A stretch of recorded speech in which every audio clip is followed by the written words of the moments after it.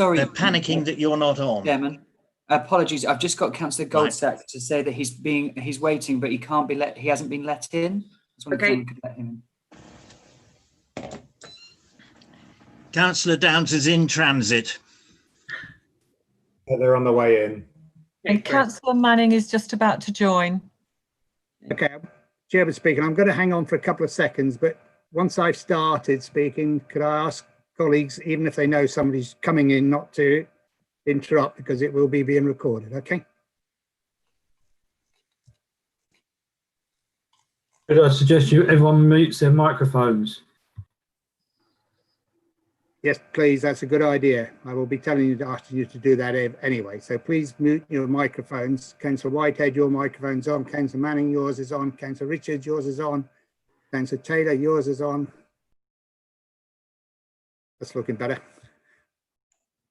Okay, I'm going to start the meeting.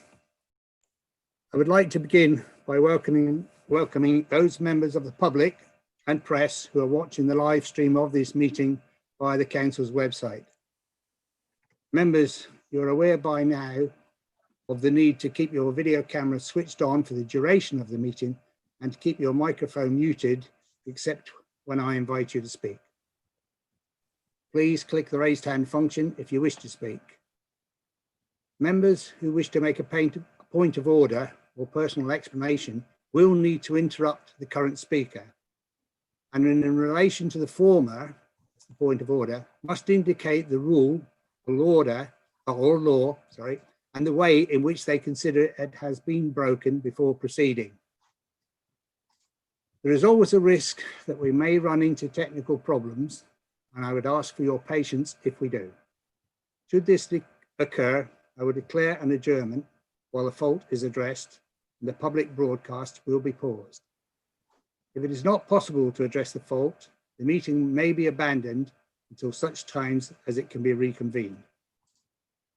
Can I remind members that all virtual meetings will be recorded and that these recordings will be published on the Council's website. Members, I will now begin by calling your name to establish your presence.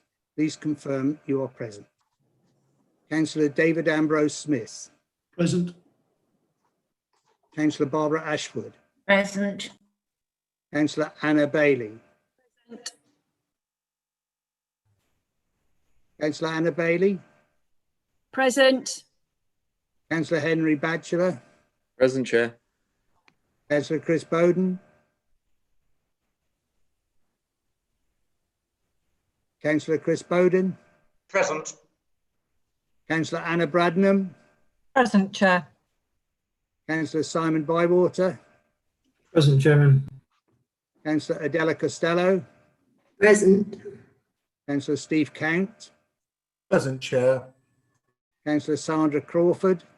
Present. Councillor Kevin Cuffley. Councillor Peter Downs. Present. Councillor Lorna Dupre. Present. Councillor Liz Every. Present. Councillor Jan French. Present. Councillor Ryan Fuller. Present. Councillor Ian Gardner. Present. Councillor Derek Giles. Councillor Derek Giles. Sorry, Chair, he is trying to connect. He All right, might. Yeah. Okay. As I said earlier, we'll let him in. Councillor Mark Goldsack. Present, Chair. Councillor John Gowing. Present. Councillor Linda Harford. Present. Councillor Nicola Harrison. Councillor Nicola Harrison. Present. Councillor Roger Hickford. Present.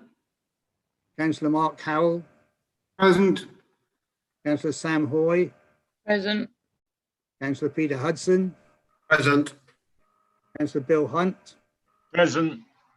Councillor David Jenkins. Present. Councillor Linda Jones. Present. Councillor Noel Kavanagh. Present. Councillor Sebastian Kindersley. Good morning. Councillor Simon King. Present. Councillor Ian Manning. Present. Myself, Councillor Matt Maguire, present. Councillor Liza Machini, Present.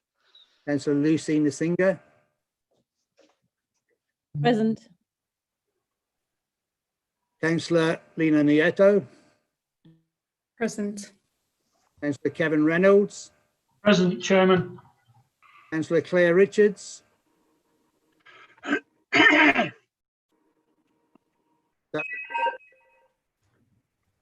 Councillor Terry Rogers, Present, Chair. Councillor Tom Sanderson, Present, Mr. Chairman. Councillor John Schumann, That's Josh Schumann. Good morning, Chairman. sorry, did I mispronounce that? Sorry, Josh. Councillor Jocelyn Scott, Present. Councillor Mike Shellins, Here. Councillor Matthew Shooter, Present, Chair.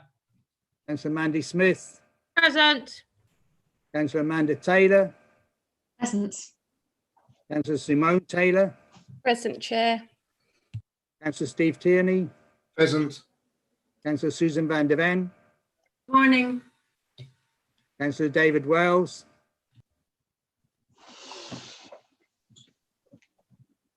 Councillor Joan Whitehead, Present. Councillor John Williams, Present, Chair. Councillor Graham Wilson, Present. Councillor Julie Wisson, Present. Councillor Tim Wotherspoon. Present. Right, and now move us on to apologies. I understand Excuse we've- me, Chair.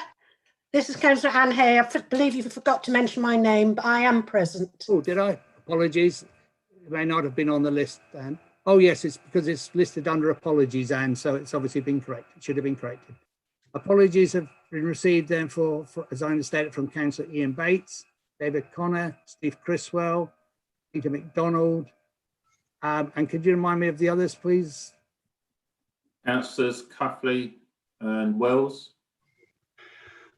Are there any others? Yes, Yeah. Chairman. Hello, Yeah. sorry, I missed that. Yes. Charles is now joined. Is that Councillor Giles? It is. It's I'm just getting that a under bit your- of an echo. It says that under your face, Councillor Giles, it's got the name Councillor Tom Sanderson. I don't want to upset you, but it's right. I'm just going to correct that. Chairman, I'm sorry to interrupt you, but can I just clarify for the record, because I didn't hear these two members being present when you called. Could you please call again Councillors Harrison and Richards? All right, I assumed they weren't there. Councillor Harrison. Yeah. Somebody said yes then. Who said yes if name's not Councillor Harrison? It wasn't. Chairman, it was probably me because I've got problem with my mic. Well, I can hear you now, Councillor. Can you hear? Did you hear me, Chair? No, we didn't. Did you hear me? Can I hear you now? Oh, thank you. I'm so sorry. I think there was a setting wrong. Anyway, I am present. I'm going to leave and come back. Michelle, who was the other one? Councillor Richards, please. Councillor Richards, could you just confirm your presence? Yes, I am present, and I want to thank Michelle for putting forward the paper. I am still in the middle of treatment, but I am attending today. Thank you.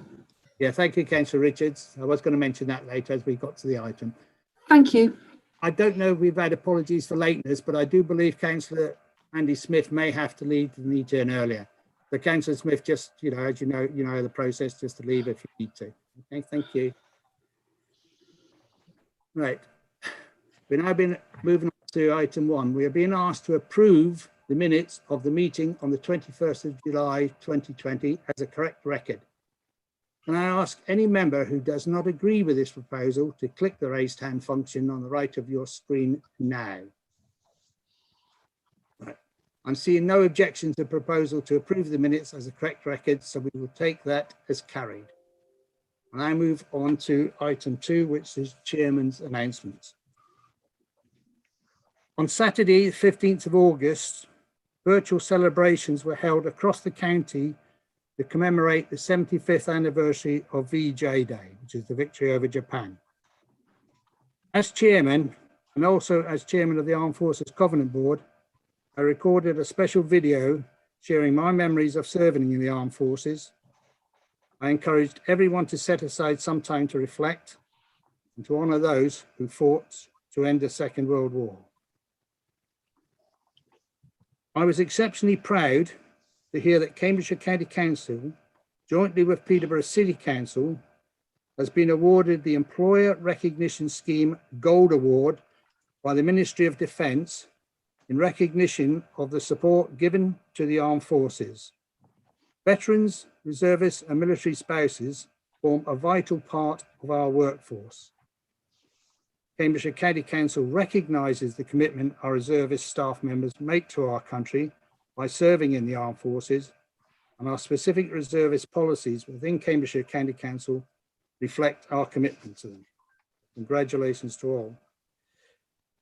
Earlier this year, I announced a monthly scheme to celebrate the fantastic work of those who have gone above and beyond in supporting their local communities since lockdown began in March due to the COVID-19 pandemic. The scheme will run for at least 6 months. Members are reminded to continue to send in their nominations. A reminder will be sent out just ahead of the deadline later this month. During the first week of every month, I will issue a certificate to those nominated. I was delighted to issue 13 certificates during August and September to individuals, businesses and community groups who have been recognised for their excellent work throughout the COVID-19 pandemic. Full details of each member's nomination can be seen on the Council's website. Cambridgeshire's work to respond to the climate change emergency has been commended nationally in the 2020 MJ Awards, that's the Municipal Journal Awards, which were held virtually earlier this month. The work, championed by our council leader, Steve Count, and involving many members and officers to develop and promote the County Council's climate change and environment strategy, was underpinned by evidence from PhD students at Cambridge University. I was delighted that it was highly commended in the category Leadership in Responding to the Climate Emergency. Thank you. That's the end of my announcements. We now move on to item 3, which is declarations of interest. Under this item, members are asked to declare interest under the Code of Conduct in any item on the agenda for today's meeting if they are not registered on the Register of Interest. May I have any declarations now? Please again use the raised hand function. I'm not seeing any, so I assume there are no declarations of interest. Item 4 is public question time, which allows 4 members of the public to ask questions at the council meeting, provided that they have given advance notice. No questions were notified by the deadline. Item 5 is on petitions and allows members of the public to present petitions in accordance with the agreed protocol. No petitions were notified by the deadline. Next item is item 6. However, it's my intention as a proposer to withdraw this as Councillor Richards is now present at this meeting. So as I say, we're pleased to see you with us, Councillor Richards. I don't know if you want to make a comment now, right? Other members may. Well, thank you very much. Just to say thanks very much. Yeah, I am in the middle of treatment, but I have been able to attend today, and thank you very much for your help. Thank you. We're so pleased to see you back. Good. Thank you. Next is item 7, Pension Fund Committee Annual Report, included in your council agenda on pages 10 to 19. Can I ask Councillor Terry Rogers, Chairman of the Pension Fund Committee, to remove the receipt of the report? Councillor Rogers. Thank you, Chair. Good morning, fellow councillors. I hope all is well with you. As the Chairman of the Pension Fund Committee for financial year 2019-20, I have the pleasure of presenting the Pension Fund Committee Annual Report, which contains the key activities and decisions made by the committee during the year in respect of the Cambridgeshire Local Government Pension Scheme.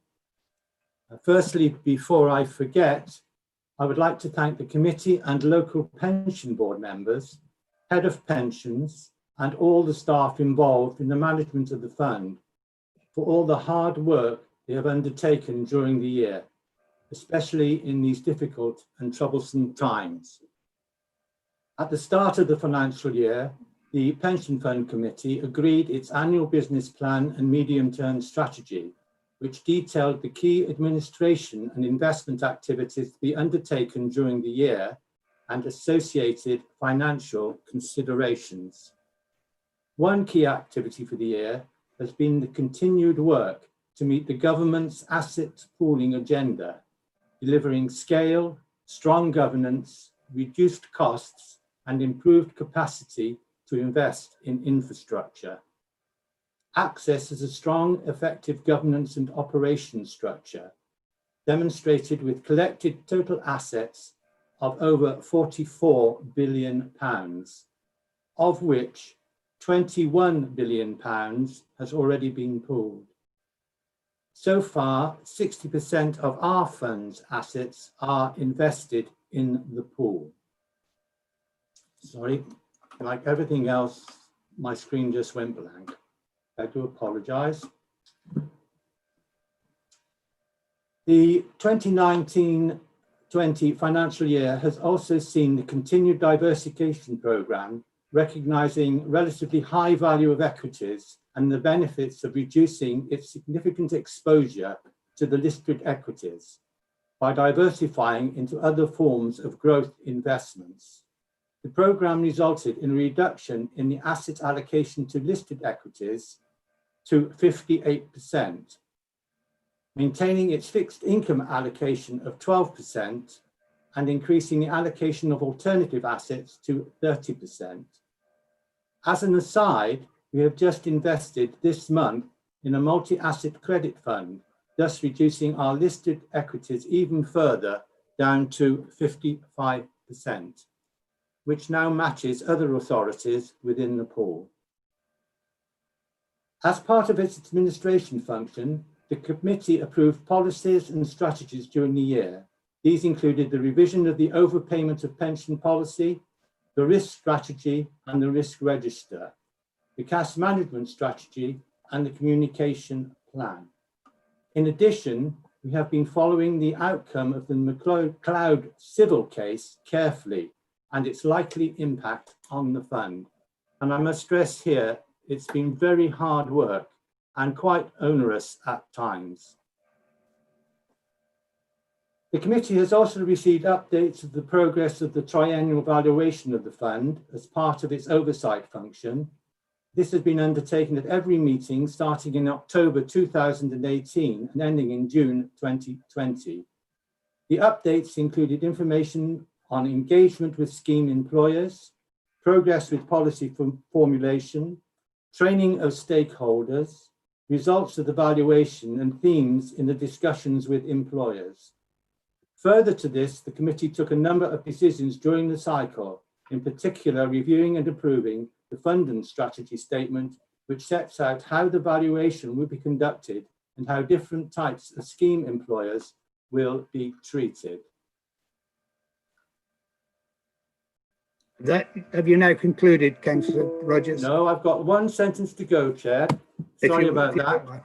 Okay, because you are breaking up occasionally. Yeah, thank you. The Cambridge Pension Fund was valued at £3 billion as of the 31st of March 2020. This was a decrease of £178 million from the 31st of March 2019. This was primarily as a result of significant fall in asset values in the last quarter of the financial year due to the coronavirus pandemic. This resulted in a fall of the funding value from 104% at the beginning of the year to 90% at the end of the financial year. I'm pleased to say the fund has subsequently recovered a little and was valued at £3.24 billion, which is 92% in June 2020. Well, I hope this annual report has provided an insight into the work of the Pension Fund Committee during the year, and I am happy to answer any questions you may have in relation to this report. Thank you, Chair. Thank you, Councillor Rogers. Colleagues, there's an opportunity to ask questions or raise anything else on this item. I'm not seeing any hands raised. No, we're not required to make any decision on this report. So I will now move us on to item 8, which is motions under the Council's Procedure Rule 10. We have had 5 motions have been submitted.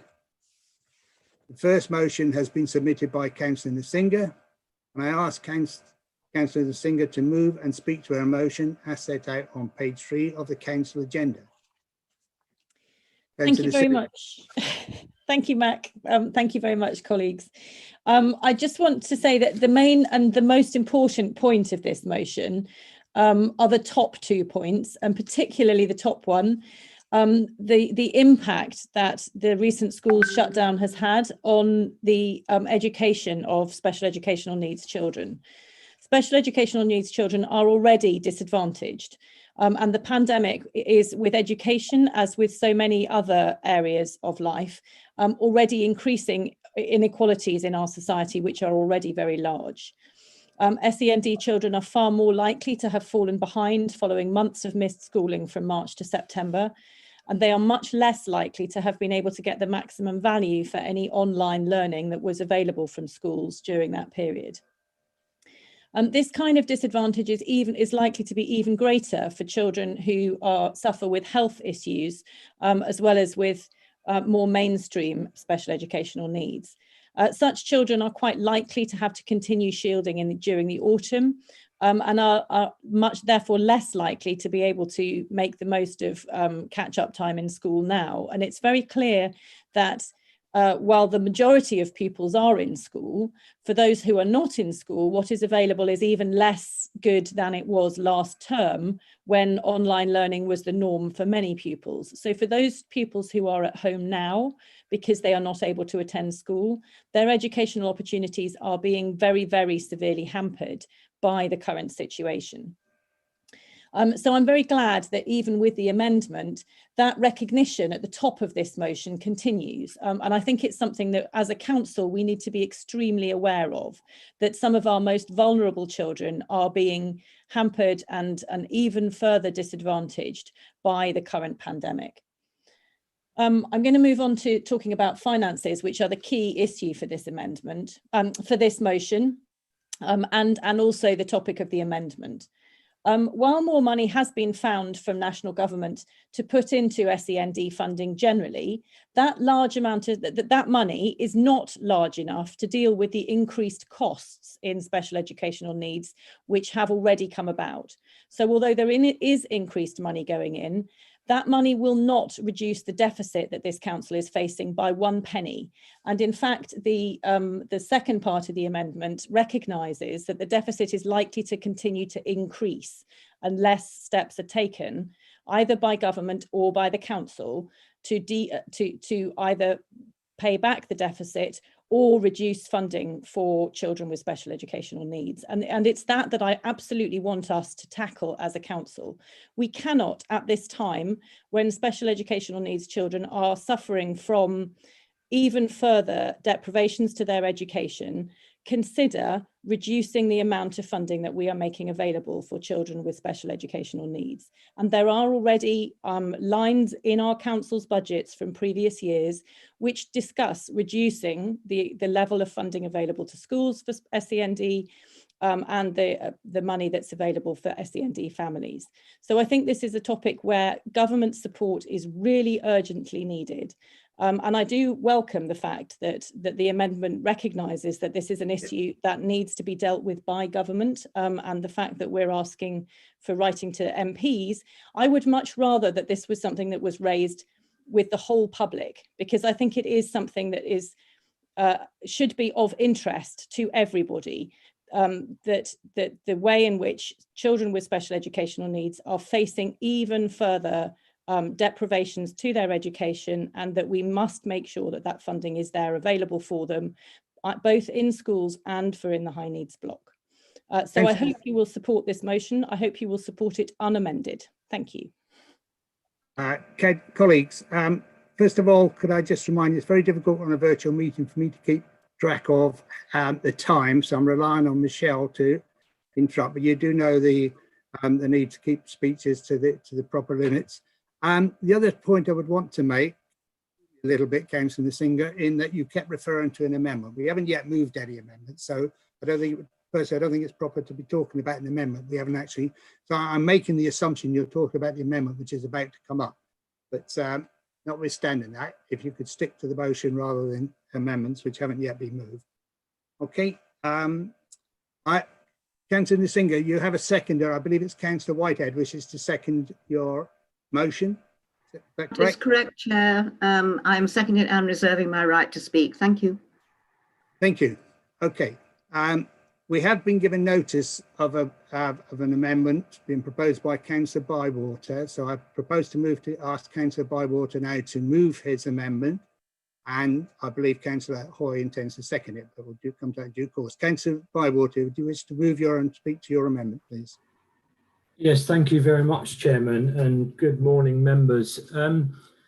Yes, I mean, Councillor Netzinger's explained it very eloquently, I think. I think that my only concern when it came to this motion was a number of points, really, I think, because it's a public document and they don't necessarily see the briefings that we're privy to. I just wanted to talk through it, really, in relation to the pressures that it's a national issue. You know, members of the school forum have been talking about this, and I do worry because you can only see on our national figures that we're 141 now when it comes to local authorities, and I find that quite worrying. But just in relation to the third bullet point, I do want to point out that we have received additional funding, and I think we need to make that clear. However, it's a bit like the pie. The pie's been split up and there's not enough pieces of pie to go round, and SEND is suffering as a result of it. So I absolutely recognise that. It's complicated when you look at the growth in Cambridgeshire, along with the teachers' pay and conditions and pensions are all contributing to the pressures on the finances. So I wanted to make it clear that we have received it, but ultimately it's not enough. And then we talk about the final bullet point where it talks about the increase in pressures, and until the deficit's met, I think everybody's singing off the same song sheet here. I think it's important that I just wanted clarity in the motion so that people understand that when they're reading the motion. Just in relation, what I have got a problem with the original motion is the final, what we're asking to do. And I accept that, you know, writing to Gavin Williamson to explain our concerns as a local authority, but my worry was in relation to sending letters to parents, okay? There are many parents who are struggling to cope with the current situation. They have huge pressures on themselves. And I do think that this is potentially may cause anxiety to our parents. It may cause lots of pressures on them that they really don't need to be focusing on. They need to be focusing on their own children. And I think that's our job as councillors, our job as MPs for the region to push this agenda for fairer funding in Cambridgeshire. And that's why I've amended the final bullet point on this motion that we ask our MPs to step up to the plate, whatever political flag they're waving, to push the agenda for us. And I'm also want to make members aware that myself, Jonathan and Martin have pushed for a meeting with our MPs. We've invited them all for a meeting on the 23rd so that we can flesh out the problems that we have as a local authority, because as I'm sure Councillor Whitehead would acknowledge, and Councillor Down, who sit on the school forum with me, this is just every year it's almost like Groundhog Day, and until we can get some support from government, we are going to be having this conversation every year talking about this deficit. But those are the amendments. I'll leave it there, Chair, because I think I've said enough, and I'll happy to take questions or listen to the debate. Thank you. Thank you, Councillor Bywater. Councillor Hoy, I believe you wish to second the amendment. Yes, Chair, second and reserve my right to speak. Thank you. Thank you. Colleagues, we will now debate and eventually vote on the amendment. Can I have any speakers to show now? I'm not seeing any. No. In that case, I will ask the Democratic Services Manager to conduct the vote electronically. Mrs. Rowe. Thank you, Chairman. The poll will come up in a second. Just wait for it to appear. Right. Members in favour of the amendment, please click the buttons marked for and submit. Members against the amendment, please click the buttons marked against and submit. Members wishing to abstain, please click the buttons marked abstain and submit. I will check with the host to confirm that everyone has voted.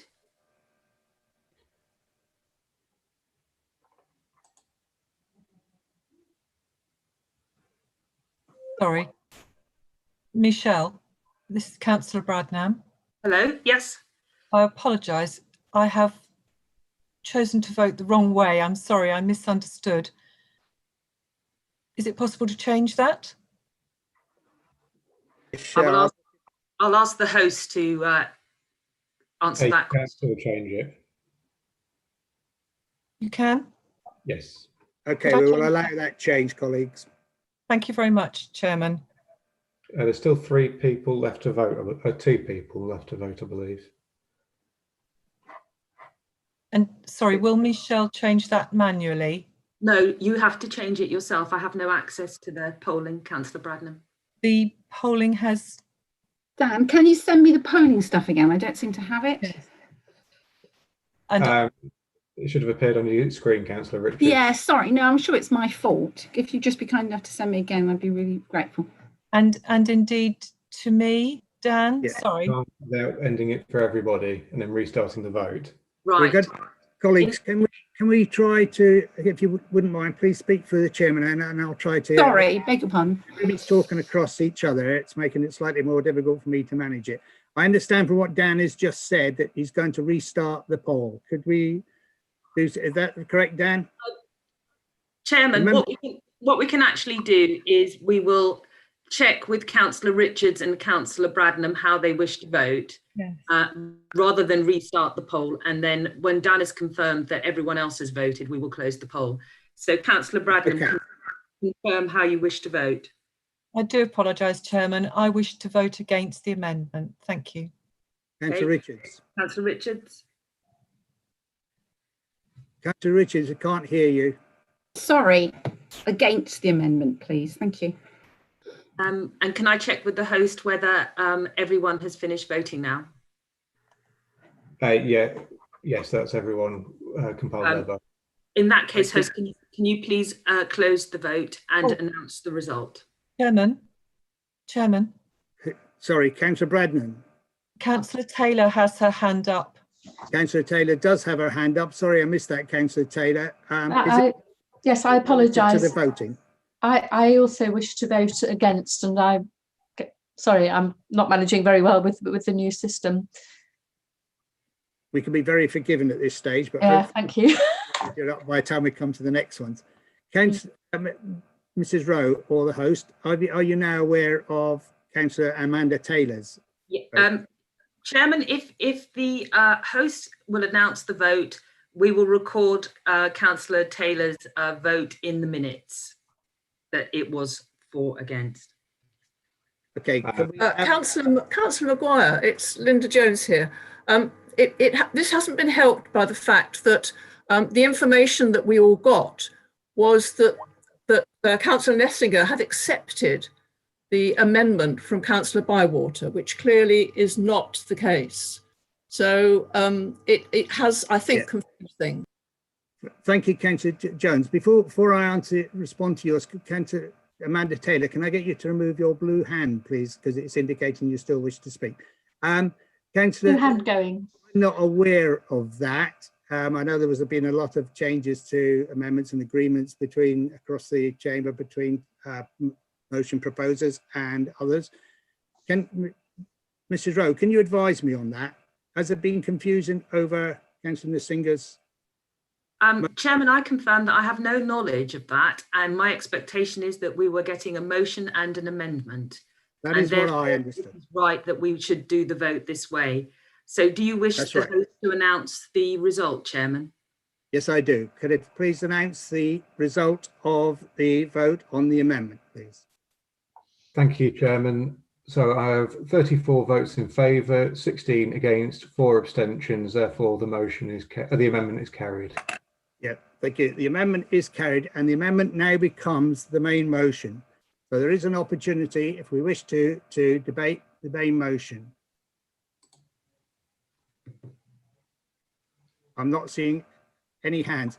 By the way, it does get a little bit confusing, and I do apologise because during before we took the vote on the amendment and after it had been introduced, I should have offered Councillor Singer, as a mover of the original motion, the opportunity to sum up, but nobody showed their indication they wished to speak, so I moved on to the vote. Apologies, I'll try to avoid that happening again. But 2 hands showing at the moment, so I'm going to take those. Councillor Downs first. Thank you, Chairman. I just want to emphasise for everybody that the issue that we are talking about is not a specifically political local problem. It is a national problem, and we ought to be aware of that. That is why it is right that we write to the Secretary of Safe Education. I have the privilege of representing the council on the schools forum, on the schools forum, and also on the F40 group, which is a national lobbying group for better funding for schools. And it is very high on our agenda nationally that this problem is severe. And Councillor Lessing has already explained why it's important, and I don't need to repeat that. But on humanitarian grounds, we ought to be making sure that children with special needs and disabilities are given the support that they need. But there's also another very important pragmatic long-term implication, and that is if we fail to give children, young people particularly, the help that they need when they're young, then they actually become more expensive and suffer more in the long term. Now that might sound brutally materialistic, but as people who are responsible for the public purse, it is incumbent upon us to do what we can for young children, particularly especially with disabilities, for their own sake, but also for the long-term sake of public expenditure. Thank you, Councillor Downs. Councillor Scott. Thank you, Chair. We, of course, very strongly support this motion. Education is a key to a child's well-being when they are a child, and it's a key to their future prospects, both in terms of job opportunities and in terms of ultimate happiness in life. And children with special educational needs and disability, as has been expressed so clearly by Councillors Nessinger and Downs, are absolutely in need of proper education and educational support so that they too can have the enjoyment of education when they're children and young people, and then for their future prospects both in life and in the occupations that they're able to take up. I'd like to emphasise that parents of children with special educational needs and disability are so strong in supporting their children and do such a tremendous job in terms of bringing this issue to the attention of members of Parliament, to the attention of councillors and to the attention of government as a whole. And I commend them for that. I also would like to conclude by saying that in passing this motion, we also recognise the significant contribution that's made to this field by teachers in the special educational needs and disability field. They are specially trained for the job. They do their job with such skill and such dedication, and it's another example of how teachers too often are not properly recognised, applauded and appreciated for the work they do. In special educational needs and disability, teachers do splendid work. The children benefit from that work and the parents also are appreciative of the work that's done. Again, I conclude by saying that we commend this motion, support it most strongly and believe that it's absolutely a key to the enjoyment of children with special needs and disability in terms of their educational enjoyment at the time that they're undergoing education and in terms of their future life enjoyment and occupation. Thank you. Thank you, Councillor Scott. Councillor Jones. Thank you. I just wanted to remind the council of a particular issue relating to Marmot and the report on health inequalities. And he makes the strong point about the importance of the 0 to 5-year-olds. I've got a nursery school maintained in my division. And one of the comments that they have made about SEND is that it takes such a long time to get the children statemented. And usually, although they do need lots of extra support, they don't get it almost until they're moving on from the nursery. So there is an issue here about the time it takes to get support for the children who really need it. And given what we know about the importance of the 0 to 5-year-olds, I think the other issue that we have to push is how to get the SEND statementing done faster and more effectively. Thank you. Thank you, Councillor Jones. I'm not seeing any more speakers. If you could remove your blue hand there, Councillor Jones. Right, thank you. No, it's back up again. Okay. Did you wish to come back in? No, your blue hand keeps coming on and off. And right, fine. Right, we're debating the main motion, which is Councillor Bywater's amendment. Councillor Singer, you're showing now. And that's just to sum up, and I'm wondering whether Councillor Whitehead wants to come in as she seconded. No, can I just check? I may be wrong, but I think my other thing is we've voted on the amendment. The amendment was passed. The amendment has become the main motion. So we're now talking the main motion. So I think the opportunity for you to sum up was on the amendment, not now the main motion. But I don't think so. Sorry, Chairman, I don't think that's right. I think Councillor Nsinga does have the right to sum up on the motion that's been amended. Yes, okay, the main motion. Okay, thank you for the reminder. But I also wonder whether Joan wants to speak first because she was seconding it. Exactly. What about the seconder? Yes, I've just got one sentence, Chair, if I may. I think the point that really does need to be stressed is, yes, it is good that there's been some extra money for SEND children, but as long as many councils nationally are carrying a huge deficit on this budget, a small amount of extra money for services is not really going to help that much. What the government really needs to do is to look at these deficits and actually to have a policy about them as well as about the funding for current SEND. Because as long as you're carrying the budget, and it is, as you can see from the amendment, a very significant budget. And it is that that needs to be sorted out. Thank you. Thank you. Councillor Nsinga. Thank you. So I'd like to thank all of those who've spoken, because actually there has been quite a significant degree of agreement about this as a very significant problem for this council and a problem that needs to be solved at a national level. So I am very pleased that we've got that level of agreement, even though I preferred the motion as it was, unamended, but I am still pleased that we have that level of agreement.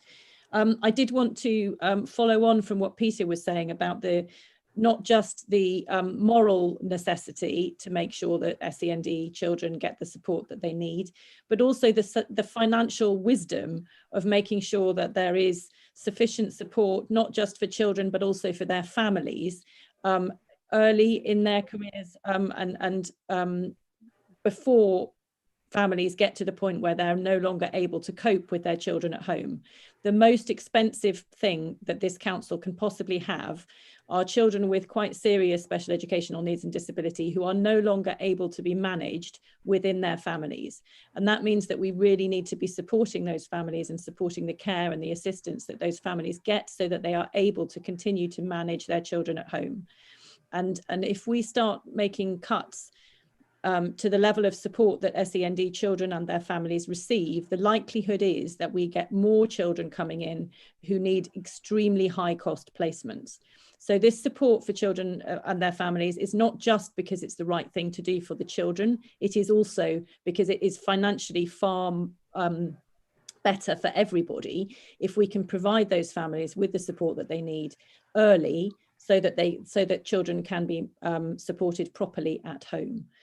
So I am glad we've got that support. I do think that we need to work with the families of children, and I regret that we're not going to be writing to them asking for their support and working with them in getting this campaign going, because I think what we really need is a public outcry to the government about this issue.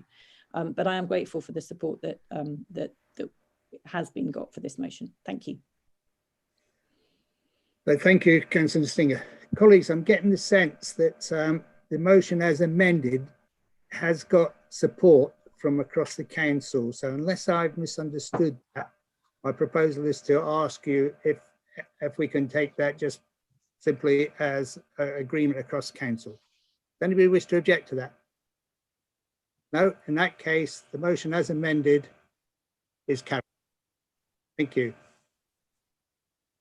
I'll now move us on to the second motion, which was submitted by Councillor MacDonald. Sorry, I'm in trouble here with my screen here.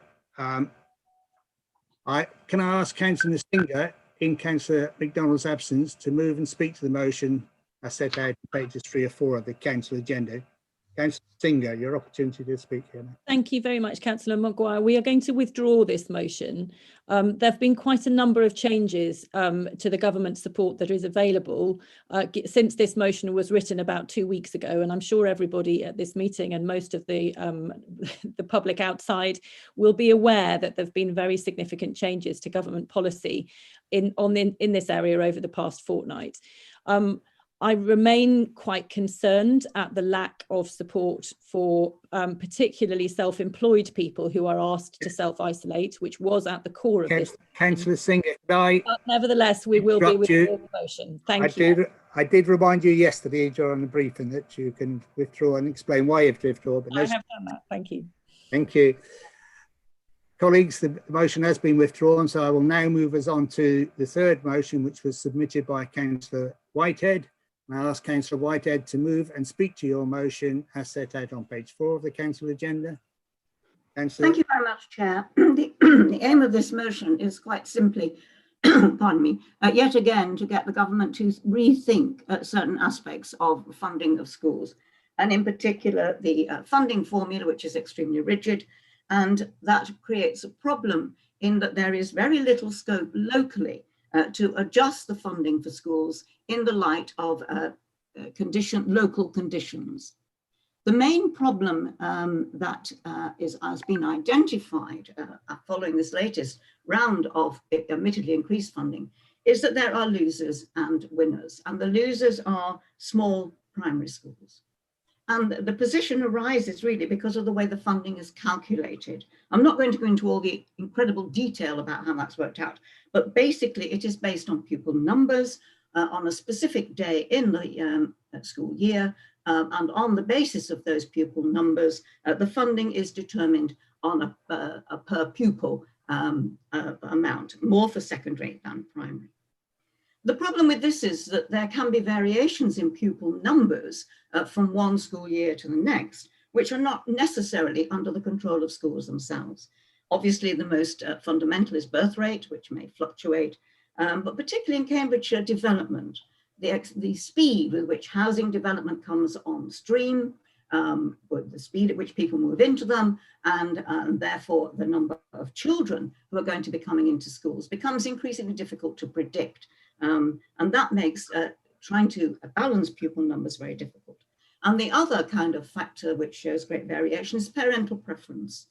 We have certainly seen, and I remember vividly one school in Cambridge, that was oversubscribed.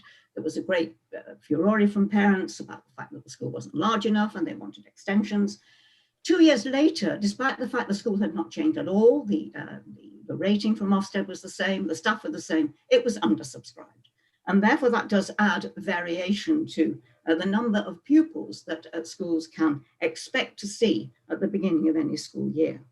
Now, some of these variations may not necessarily be very large, and in a large secondary school, small variations in pupil numbers can be absorbed, and it will not make a huge difference necessarily to their funding. But if it's a small school, particularly a small rural school, then fluctuations in pupil numbers can mean quite a significant reduction in some cases of the amount of money that that school receives.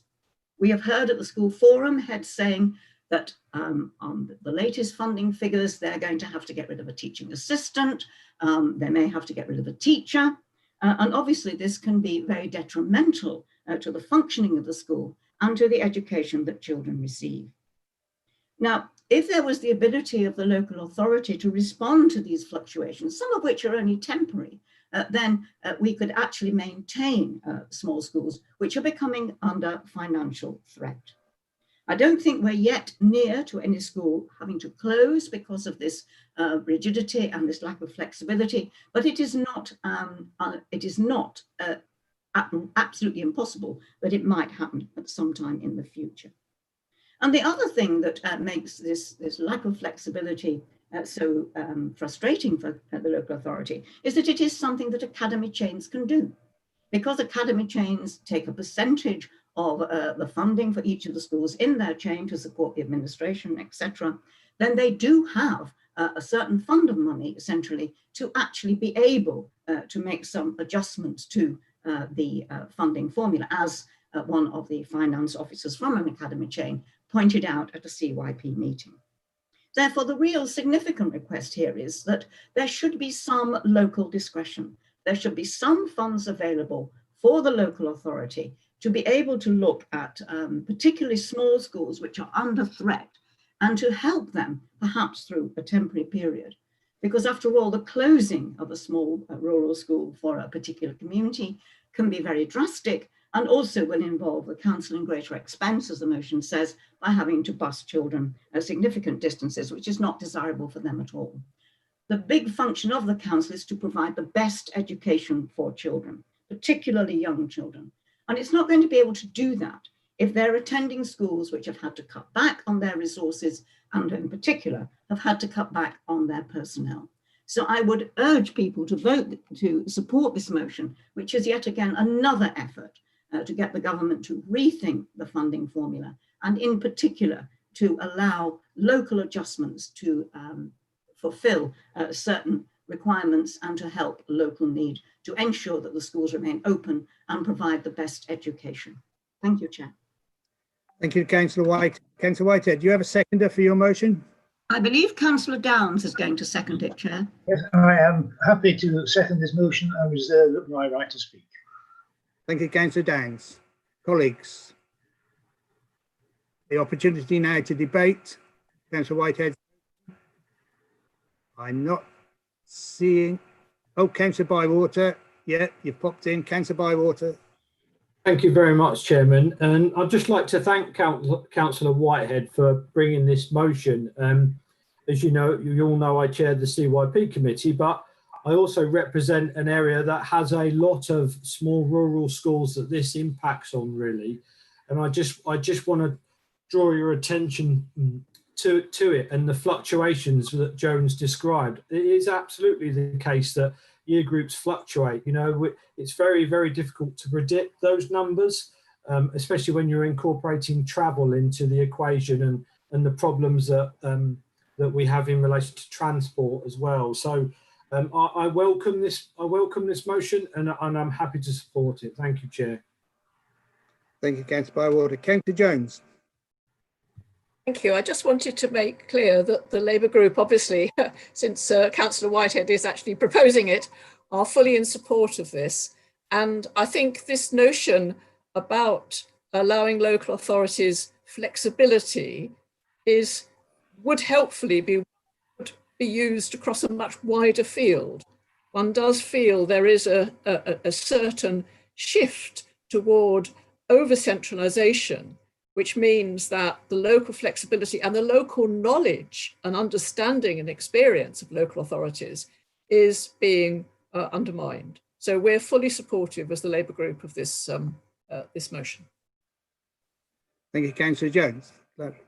I'm not, oh, your hand has come back up again, Councillor Jones. No, it's gone off again. Gosh, this does get confusing when I see these blue hands pop up in front of me. I can see no others at the moment, so therefore I'm assuming nobody else wishes to take part in the debate. Councillor Whitehead, do you wish to say anything in summary? I think Councillor Downs should have. Oh, sorry, you're quite right to correct me. Yeah, Councillor Downs, I should have come to you first as seconder. Yeah, thank you very much. Yes, I'm pleased to second this motion. It is one. I'm glad it's been brought. It is certainly worth supporting. The message to central government must be clear and must come from across the entire country. Just to start on a positive note, it is good that there is a national funding formula. For many, many years, there wasn't a national funding formula, and the level of funding was decided by the local council. And that led to massive inequalities covered by political perspectives. So there was a very long campaign to get a national formula, and it eventually came to fruition in 2017, 2018, and is now implemented. The problem is that there are technical errors within the formula, which I don't propose to go into. But the important point is that we must still have local flexibility. And we said all the way along, and I was involved with the Association of School and College Leaders in arguing for this. We all said all the way along that when you've got a national formula, you must retain a local flexibility, because it is impossible to devise an equitable formula for a country as diverse as England. And so we advocated very strongly that there should be what's called a soft formula rather than a hard formula. And that means that we must have the capacity at local level to make the adjustments that are necessary. So we need to argue for two things. First of all, adequacy. There must be enough funding. It's no use just saying significant increases. It must be adequate. And the recent research from the IFS has then demonstrated that in real terms, funding has fallen over the last decade, and that is deplorable. But on a more immediate level, we want to argue that within the resources that we do have, there should be flexibility to make adjustments. So in particular, the smaller schools do not suffer, because as already been said, if a small school closes, it's bad for the school, it's bad for the children, and it increases the costs for the county council. So I hope that this motion will be unanimously supported, and that the message will go strongly forward to the DFE that they're good so far, but could do better. Thank you, Councillor Downs. Councillor Whitehead. I don't think there's anything I need to say further, Chair. Thank the people who've spoken, particularly Simon as Chair of the CYP, for support, and I hope that the motion will be carried. Thank you. Thank you, Councillor Whitehead. Colleagues, there seems to be a general consensus in support of the motion. So, but if anybody disagrees with that, could you please use the raised hand function now? If not, I'm going to show the council wishes to support the motion unanimously. Thank you. We now move to the fourth motion submitted by Councillor Manning. Before I ask Councillor Manning to move his motion, I understand that there is an alteration which has been circulated to all members. Can I ask for the meeting's consent, which will be signified without discussion? Can I ask, I take it that's okay, so can I ask Councillor Manning now to move and speak to his altered motion? Councillor Manning. Thank you, Chair, and thanks very much to Councillor Howell for suggesting the changes that led to the alteration. Look, we've all it's all quite jolly this morning, isn't it? We're all agreeing, so I hope this motion is going to continue that. We've all experienced these problems. Councillor Bailey said a motion in 2018 to this council along similar lines. We've all experienced the frustration of residents coming to us asking us why even the smallest projects take a long time to get done, because we've got a survey works and we don't necessarily know what's under the ground. And we must understand that this problem is only going to get worse as we get more underground infrastructure. At the moment in Cambridge City, we have the City Fibre project going through, that's adding more. Potentially in the future with the Smart Cities agenda, we may get even more infrastructure that we need to know about. And the suspicion out there is that there are a lot of existing databases, GIS and other various forms of databases that probably hold all this information in legacy companies. And the impact upon this is not just the sort of financial one and the delays to projects. It's also the impact upon our staff and our contractor staff, who all know this is a problem, all experience it constantly on every single project they're on, and we all know about it, and we want to identify it to government, and we want to tell government this needs fixing. So obviously I believe in evidence-informed policy. So with this motion, let's get the officers to gather up the evidence if it is there, and then with that evidence, take that to government and say, this needs fixing, please fix it. Please all support this motion. Thank you. Thank you, Councillor Manning. Councillor Howell, you wish to second the motion? I do, Chairman, thank you, and I will speak later if there is a need to, but I think this is a motion that we should be putting to council. Thank you. Right, we have got the number of people wishing to speak, so I'm going to go through those in order. Councillor Taylor, Amanda Taylor.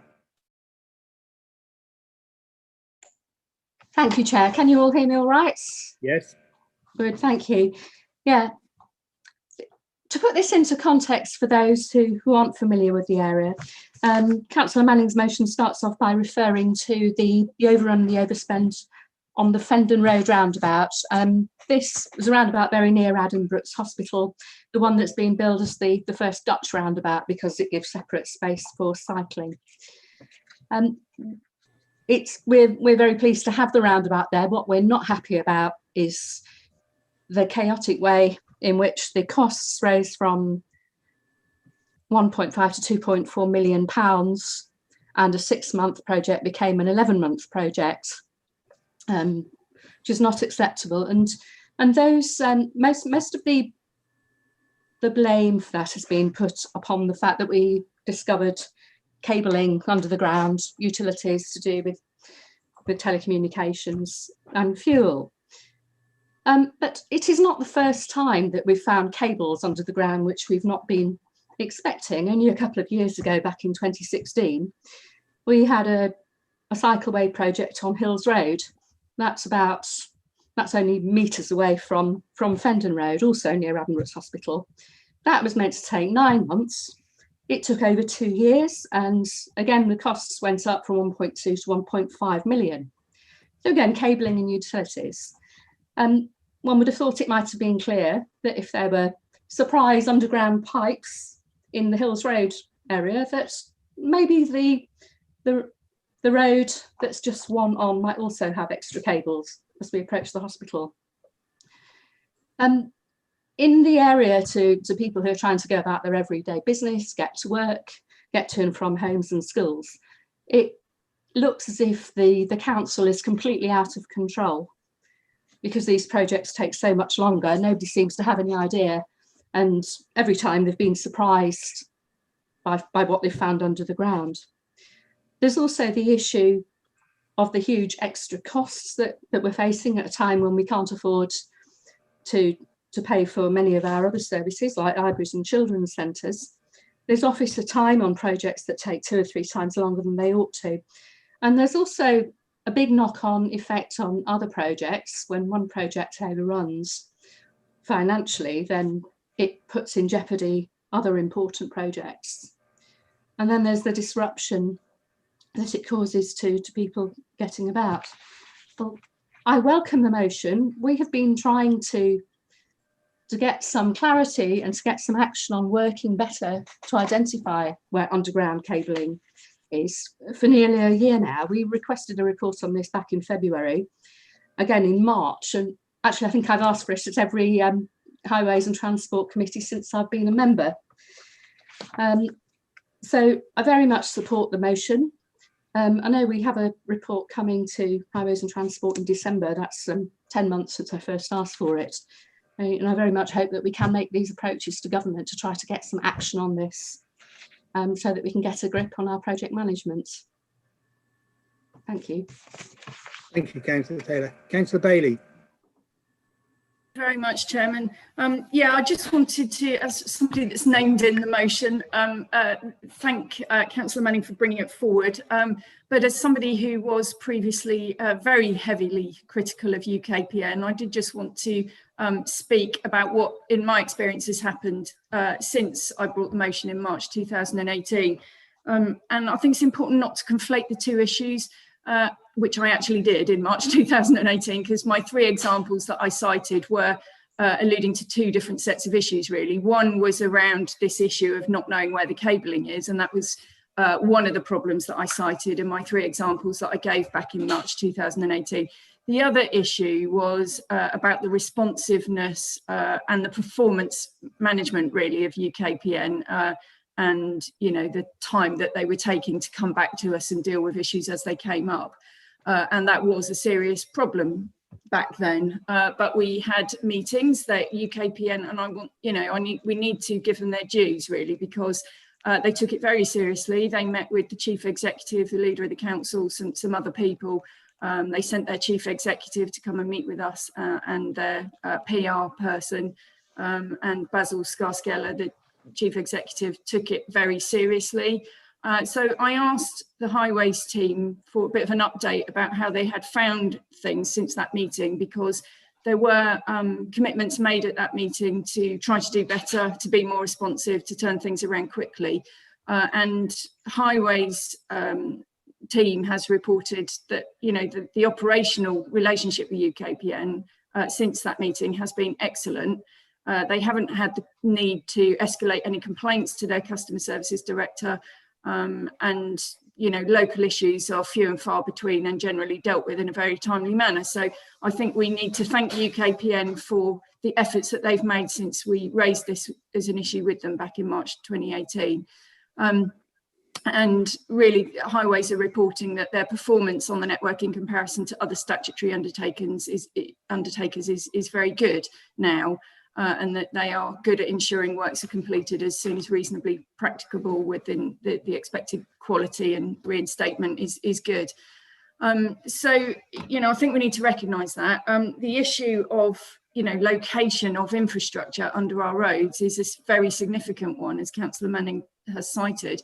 I'm not sure it's a very easy one to deal with. It's a massive legacy issue, and UKPN, you know, can't necessarily be expected to know the infrastructure that they inherited and the location of it all, some of which goes back many, many decades, long before they were in charge of the process. So I'm afraid, you know, it lands to the county council often to clear up the mess, you know, and that's nobody's fault in particular. I'm not sure that there's anything that UKPN can necessarily do about infrastructure of which they're not aware, and only comes to light once you basically start digging up the road. However, it's right to highlight this as an issue because the cost falls on us and our local taxpayers, which is not right. So I absolutely support, you know, the feeling behind this motion. Quite what we can do about it is a whole nother problem, but it's right to highlight it. And I think that our residents need to understand that, you know, it is not the county council's fault when costs escalate because of this issue. And, you know, we are the ones clearing up the mess on the ground. But so thank you to Councillor Manning. But I just thought important to recognise the efforts that UKPN have made. Thank you, Councillor Bailey. Councillor Kavanagh.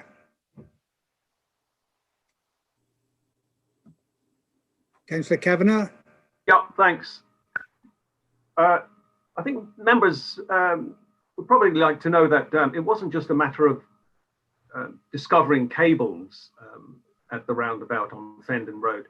It was actually a very complex build required, because there was also a need for, you know, new BT chambers.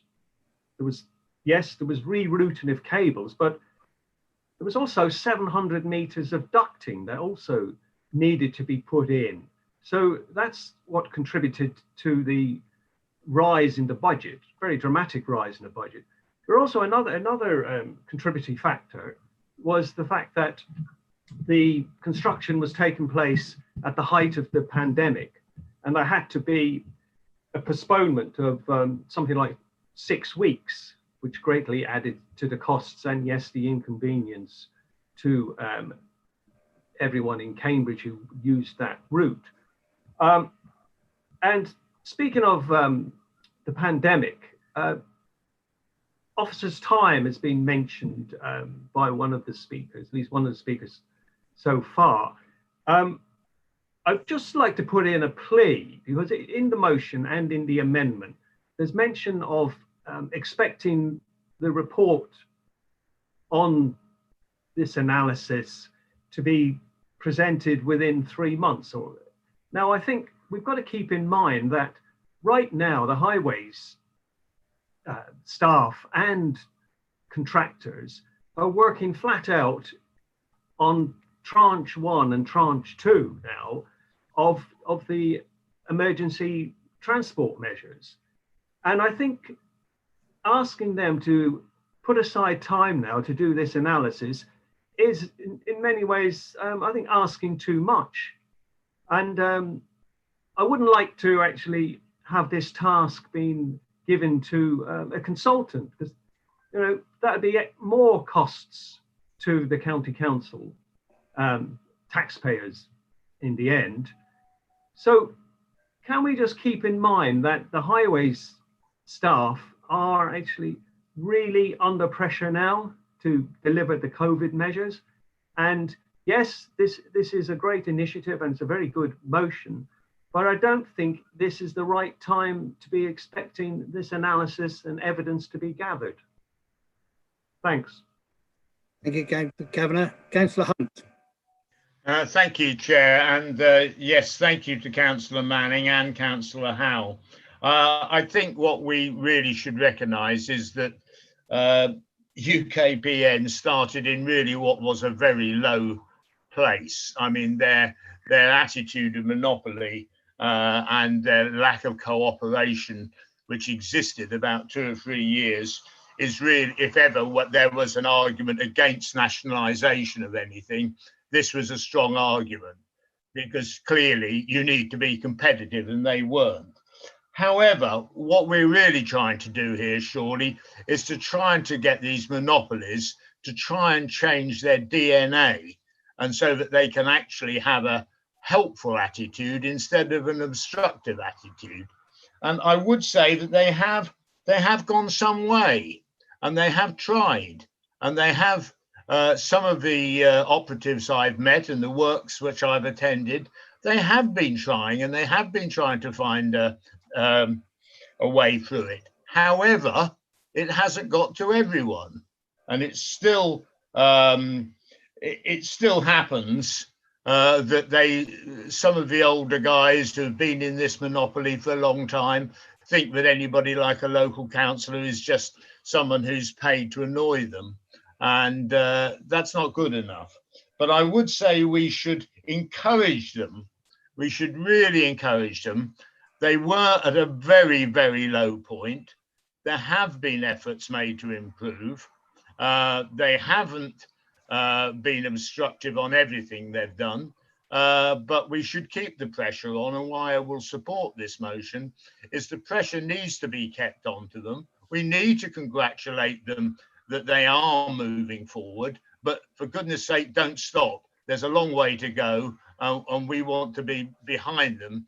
And the final thing is, which has been mentioned, of course, the public point at these delays, and when there's a sort of pedestrian crossing in Hadnam that's finished engineering wise, and it doesn't get lit up and operational for 2 months, then they point at it and say, look, ooh, the council. And the public will never know the difference between UKPN and the county council. And so it's our reputation that's on the line. And so I totally support this motion. Thank you, Chair. Thank you, Councillor Hunt. Councillor Jones. Thank you. as a Labour group, we are supporting this motion. I wanted to make a point about going forward, because this is in a way about historic things and we hope things are getting better. But actually I've had BT and City Fibre running rampant all over my division, and people have had them all over other divisions across parts of Cambridgeshire. And given their cavalier attitude, it's had to be escalated up to the top of street works on several occasions in relation to works they've done. I have absolutely no confidence that City Fibre in particular are actually keeping decent records of what they're doing now. So if we're not careful going forward, we could have the same situation from the fibre optic cablers and so on in the future. So we need to keep our eyes on this and be very careful and be very strict. And I was very pleased that Streetworks did escalate it up to down Sarah Widows and make the point that they couldn't run rampant in this way. Thank you, Councillor Jones. I take it you're finished. Right, I see no other hands up, so I'm going to now invite Councillor Howell as the seconder to speak if he wishes to. Councillor Howell. Thank you very much indeed, Chairman. I want to first of all thank all of the speakers who are saying that they're going to support this. It's very kind of you all. But also to say that to Councillor Kavanagh, that with regards to our officers and the concern that the pressure that our officers are under, that is very well stated, and I thank you for that. I have consulted with the officers on this particular motion with regards to the time limit, and the 3 month time limit that was put on there was within consultations with the officers. So that was done with them. I'm going to work with them on that. With regards to all the different works and different things, it's very difficult because we now will be doing work which should have been done by the actual utilities companies. They should be the ones who should know where their infrastructure are. They should be the ones that know where their cablings and pipeworks are, and yet we've got to spend the money. However, I do think it's money that we have to spend. We have to look at this and be able to present that evidence then to the ministers to see if we can take this forward to some sort of legislation, because it seems ludicrous that we have to spend out money for other people's laziness, for no other word, or incompetence, or just haven't done the actual groundwork that's physically needed to prove that the pipeworks and cabling is there. So because of that, I am very happy to second this motion, that it goes forward, and we'll also chase this up. As you can see by what Councillor Bailey says, it can have an impact. Thank you, Chairman. Thank you, Councillor Howell. Councillor Manning, you wish to sum up? I think Councillor House summed up perfectly, Chair. So you're okay with it? Okay, thank you. Colleagues, we will now move to the vote. However, there seems to be, again, general consensus in support of the motion. So if anyone disagrees, please use the raised hand function now. No, in that case, I'm going to take it that the council supports this motion and move on to the next item. Thank you, Councillor Manning. We now move to the fifth motion submitted by Councillor Schumann. I ask Councillor Schumann to move and speak to his motion as set out on pages 6 to 7 of the council agenda. Councillor Schumann. Thank you, Chairman. I so move, and I believe that Councillor Nieto is going to second. Do you wish to? You don't wish to speak to your motion at this stage? I just wasn't sure if you needed to have it for me seconded first, Chairman. You'll be pleased. Thank you. You'll be pleased to know, Chairman, that even in my introduction, I will be very, very brief. There is no need for me to introduce this further than what I've included in the writing of the motion, both the preamble and the calls to action. Members have had opportunity to read through it and understand it and comprehend what I'm calling for, and I'm sure can see the justification for doing so. So, Chairman, I just wish to propose this motion, and I will talk no further to it. Thank you. Thank you, Councillor Schumann. Councillor Nieto, you are going to second this motion? I am, Chair, and I'm reserving my right to speak. Thank you. Thank you, colleagues. Colleagues, we've been given notice of amendment, so I'm now going to invite Councillor Williams to move an amendment. Councillor Williams. Thank you, Chair. I move the amendment that's on the order paper. I do this because this is a very important motion. It signals our position, the position of the county with regard to this very serious issue that we all know has come to light due to various incidents that have happened in this country and abroad, and have been doing so for many, many years. But it was sad though, when I read the first line of the preamble to this motion, where it talks about us being a tolerant society.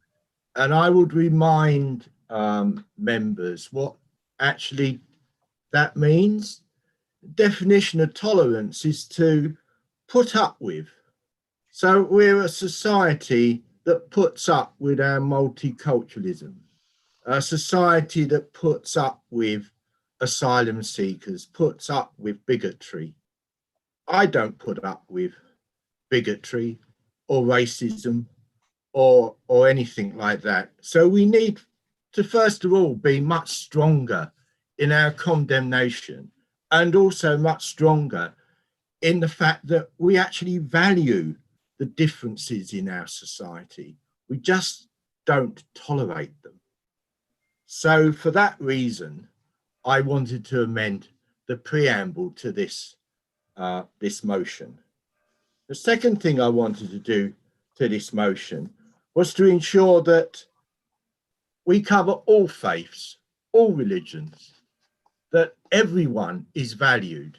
Everyone should be included in our condemnation of racism and bigotry, not just the main religions, not just the way that most people live, but the way that everybody lives in our society should be covered by this motion. And there are things that we can positively do, that this council can support. And one of the things this council can support is to urge the government to start again its resettlement programme, the programme that enabled refugees to settle in Cambridge City and South Cambridgeshire, and that we should be encouraging our other district councils in the county to also pick up in that programme and to help us help the tens, hundreds of thousands of refugees that aren't economic refugees. They are people fleeing from persecution that we should be supporting and helping in this country. So I do hope that you will accept my amendment for what it is. It's an amendment to improve on the motion. It's an amendment that recognises that the motion is extremely important to send the right signal to everybody else, the way that in Cambridgeshire we feel about this very, very serious subject. And I do hope you will support it. Thank you. Thank you, Councillor Williams. Do you have a seconder for your motion, Councillor Williams? I think Councillor Manning is supporting it. Yes, Chair, I'll second the motion, reserve my right to speak. Thank you, Councillor Manning. Right, we're now moving to the debate on the Councillor Williams amendment. Councillor Kent. Yes, thank you, Chairman. And I do understand, you know, the benefits that Councillor Williams has tried to bring to this motion, and particularly some of the examples he's given, such as the word tolerant, and I do think that he has a point there. However, the sheer volume and wealth of information that he's tried to sew into this originally well-tuned and well-meaning motion really obfuscates the real purpose of it, and it dilutes it and misses the salient points, and it's inaccurate in some places. I know that Councillor Manning will speak to this motion as a seconder, but we referred to in this motion the anti-racism motion of last month and of last council, and that has been crossed out and replaced by a Black Lives motion, and it's simply that's an inaccuracy that can be easily checked. And I'll just give you some examples. That a quote in the last motion was, "This council notes racism in all forms, both structural and in individuals, is a serious problem in the UK." So why this need to suddenly divert what was a very popular and well-received motion at the last council into something that it isn't seems a bit unusual and something I can't support. In fact, 4 out of the 8 actions involved the entire BAME community. The second alteration seeks to, I don't know, almost bring out a competition between whether it's the Jewish community or the black community that's actually worse done by in terms of racism. And so whilst it may have been well-meaning to start off with, it comes across as me as rather more divisive than unifying. And the purpose of this motion was to move towards a concept where we can try and unify and move forwards in a positive way together and add to some of the definitions that we know and respect that are in there. There are comments, as Councillor Williams has made in the start, about the asylum seekers, and I think some of that is laudable. But however, the meaning of the motion has been hijacked and deleted, leading to a standalone sentence that undermines the sense of reasoning for the entire motion. The motion was built on sound building blocks of cause and effect and led from the starting premise of what is wrong, and therefore it led to a final solution of what to deal with it. But there's so much thrown at it, almost like deciding on whether spaghetti is cooked, thrown at the wall to see what sticks, to actually end up with something that is nowhere near the original motion and very diluted and not really getting anywhere. Adding in things about the European Union, and we do know that Liberal Democrats don't really have many policies that they identify with except for their desire to rejoin the European Union, to talk about the fact that the paper documentation isn't there for the settled or the pre-settled status, whereas these people are welcomed into our communities and enabled by law. Perhaps at the next council meeting we'll have a motion to reintroduce tax discs in the windscreens of our cars, because that's no longer paper driven either. So I could actually speak a lot more about the amendment. It's needless to say that I'm not going to support this, but I'll just give you a straight fact. The original motion, which was condensed and concise and had a deliberate purpose, was 574 words long, 574. The amendment totals now 1,166. In fact, there are more words in the amendment than the original motion. If Councillor Williams really believes that strongly on certain issues, perhaps he could put that much time and effort into bringing forward a motion of his own, rather than completely clouding the issue that this motion originally had.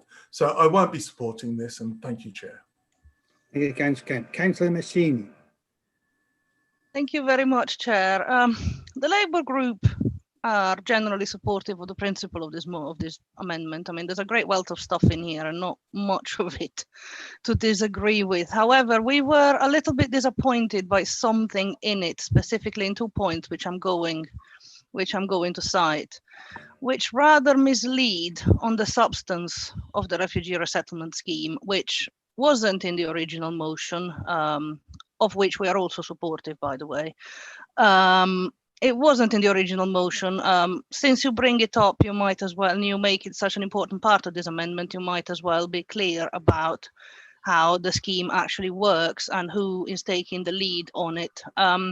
Cambridge City and South Cambridgeshire District Council have a joint pledge for refugee resettlement. However, the scheme in itself is Cambridge City's only.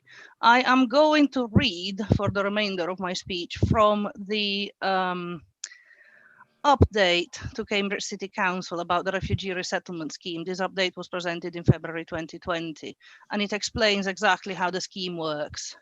Cambridge City Council met its pledge of resettling 100 refugees under the scheme, vulnerable people resettlement and vulnerable children resettlement schemes in 2019. Cambridge City Council is committed to provide 5-year support for these families until 2024. In 2019, South Cambridgeshire also made a pledge to resettle 15 to 25 refugees under the same scheme and approached Cambridge City Council to jointly support them. Accommodation is sourced from housing services at South Cambridgeshire District Council. Cambridge City Council manages the operational duties and practical support of the resettlement programme. Prior to commencing resettling refugees, the two councils signed a service level agreement outlining the terms and conditions of their partnership. And I think it's really important that we understand who's taking the leadership in this. Other than that, we support the general principle of this amendment. And this is all I'm going to say. Thank you very much. Thank you, Councillor Machine. Councillor King. Thank you, Mr. Chairman. I can't support the amendment because I think that by adding so much to it, Councillor Williams has diluted the force of the original motion. And I think that this is just an unhelpful amendment because it is the case that the previous leader of the Labour Party would never clearly condemn anti-Semitism, and he always used a similar tactic to try and draw a parallel between other forms of discrimination and the unique awfulness that anti-Semitism has led to in the last century. And I think that the purpose of the motion, the original motion, was very clear, and we shouldn't be diluting this.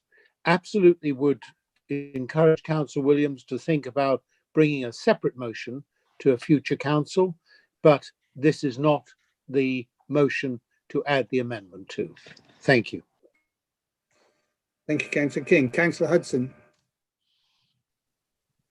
Thank you, Chair. I wasn't going to speak because I thought everybody would say everything, but I just have to. There's not a prejudice bone in my body. I have friends of all sexuality and acquaintances of all colours, of all religions, and I value them all the same. My life is so much better with these people in it. I have to ask Councillor Williams what thesaurus he may have looked in when he looked at the description of the word tolerant, which was in Councillor Schuman's first paragraph. You know, and I just went to my library, which I potentially call my library, it's my fourth bedroom. So let's not get excited.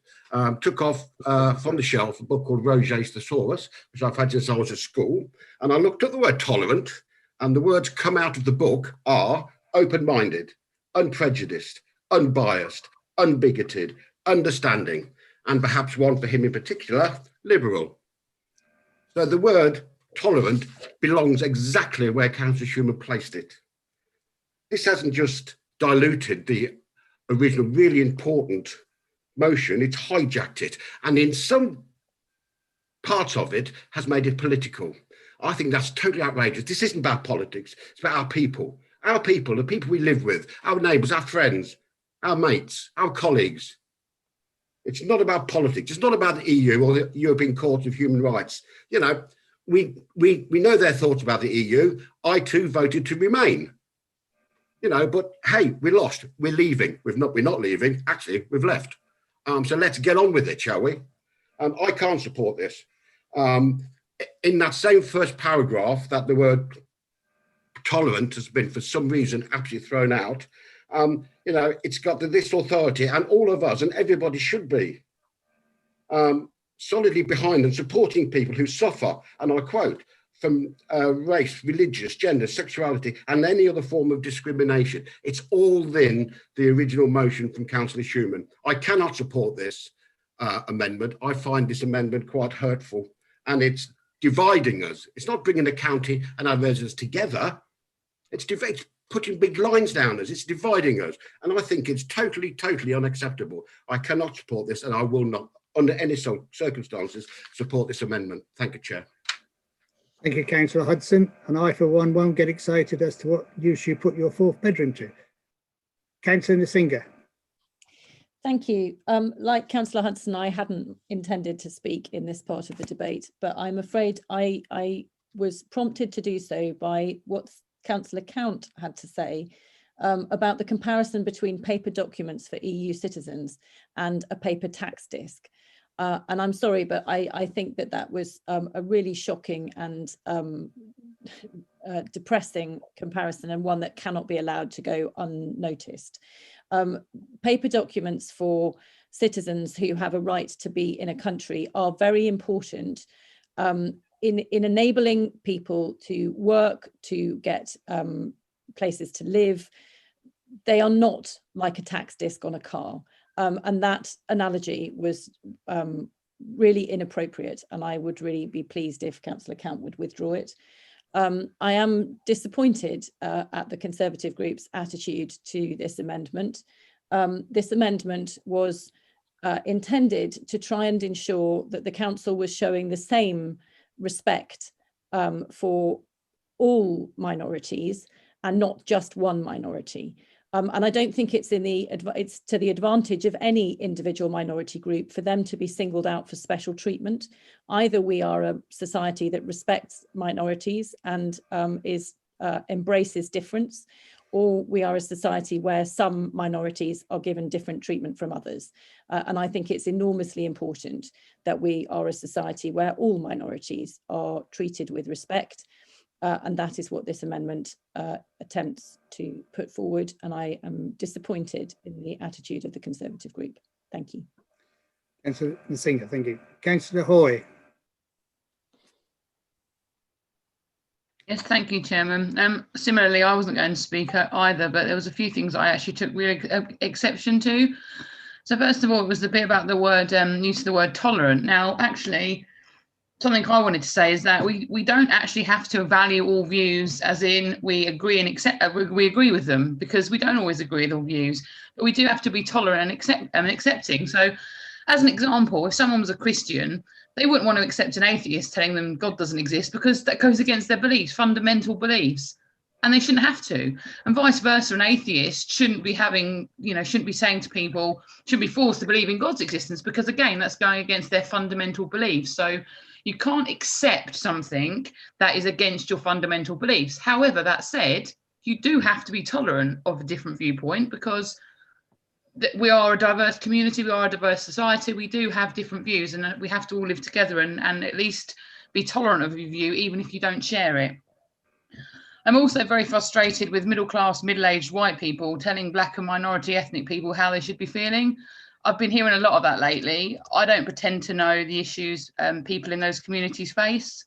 I try to understand it, I try to listen, I try to understand how they feel, but I certainly couldn't sit here and lecture about how people do feel. But that said, I have had it raised about how a number of people in the Jewish community do feel about, I'm not going to mention any sort of political party, but they do feel that there are people that don't perhaps believe any sort of suffering and persecution they've had in the past. They don't feel that they are accepting. And that's why this motion was brought. It is specifically about the International Holocaust Remembrance's definition of anti-Semitism. And I do think that it is absolutely important that we bring this in. There's a lot of people that I've noticed that pretend that hate crime against Jewish people doesn't exist. And actually, I've often seen the most awful things said about Jewish people, particularly online. Some of the most disgusting and awful conspiracies I've seen perpetrated have actually made me feel quite sick, to be honest. So all this stuff about the EU that's been put into this amendment, I feel has completely politicised what was actually a really, really heartfelt motion. And I feel it really very sad indeed that you've sought to politicise a motion that seeks to stand up for the Jewish community. It just really feels like you're trying to minimise their feelings, and I just don't like that at all. Thank you, Councillor Hoy. Councillor Crawford. Unmute myself. I wasn't going to speak either, but I was a little upset by a comment. You can correct me if you wish, but I believe that Councillor Simon King said that the previous Labour leader refused to condemn anti-Semitism. Now, it was followed up by Peter Hudson saying that the Liberal Democrats were making this a political issue. There was nothing political in the issue made by the Liberal Democrats, which the Labour group support. But I would like to say that the Labour Party were the first to adopt the IRHA definition. And I can tell you, and I can send you masses of evidence of this, that the previous Labour leader spent his life condemning all forms of racism and signed or produced early day motions to Parliament to protect the Jewish community. So I would prefer if the debate remained honest and that the Labour Party was not smeared in this manner. Thank you, Councillor Crawford. Councillor Jenkins.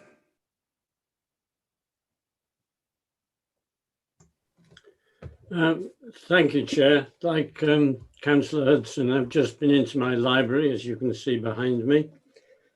and I've got my Roget's Thesaurus. It's a book I use when I'm doing crosswords. When I want to find out what a word really means, I look in a dictionary. And that says tolerate, endure, permit, allow to exist without interference, endure with forbearance. It is essentially a passive word, and words matter. And that's why it's important that the start of this motion gets changed. Words matter and actions matter.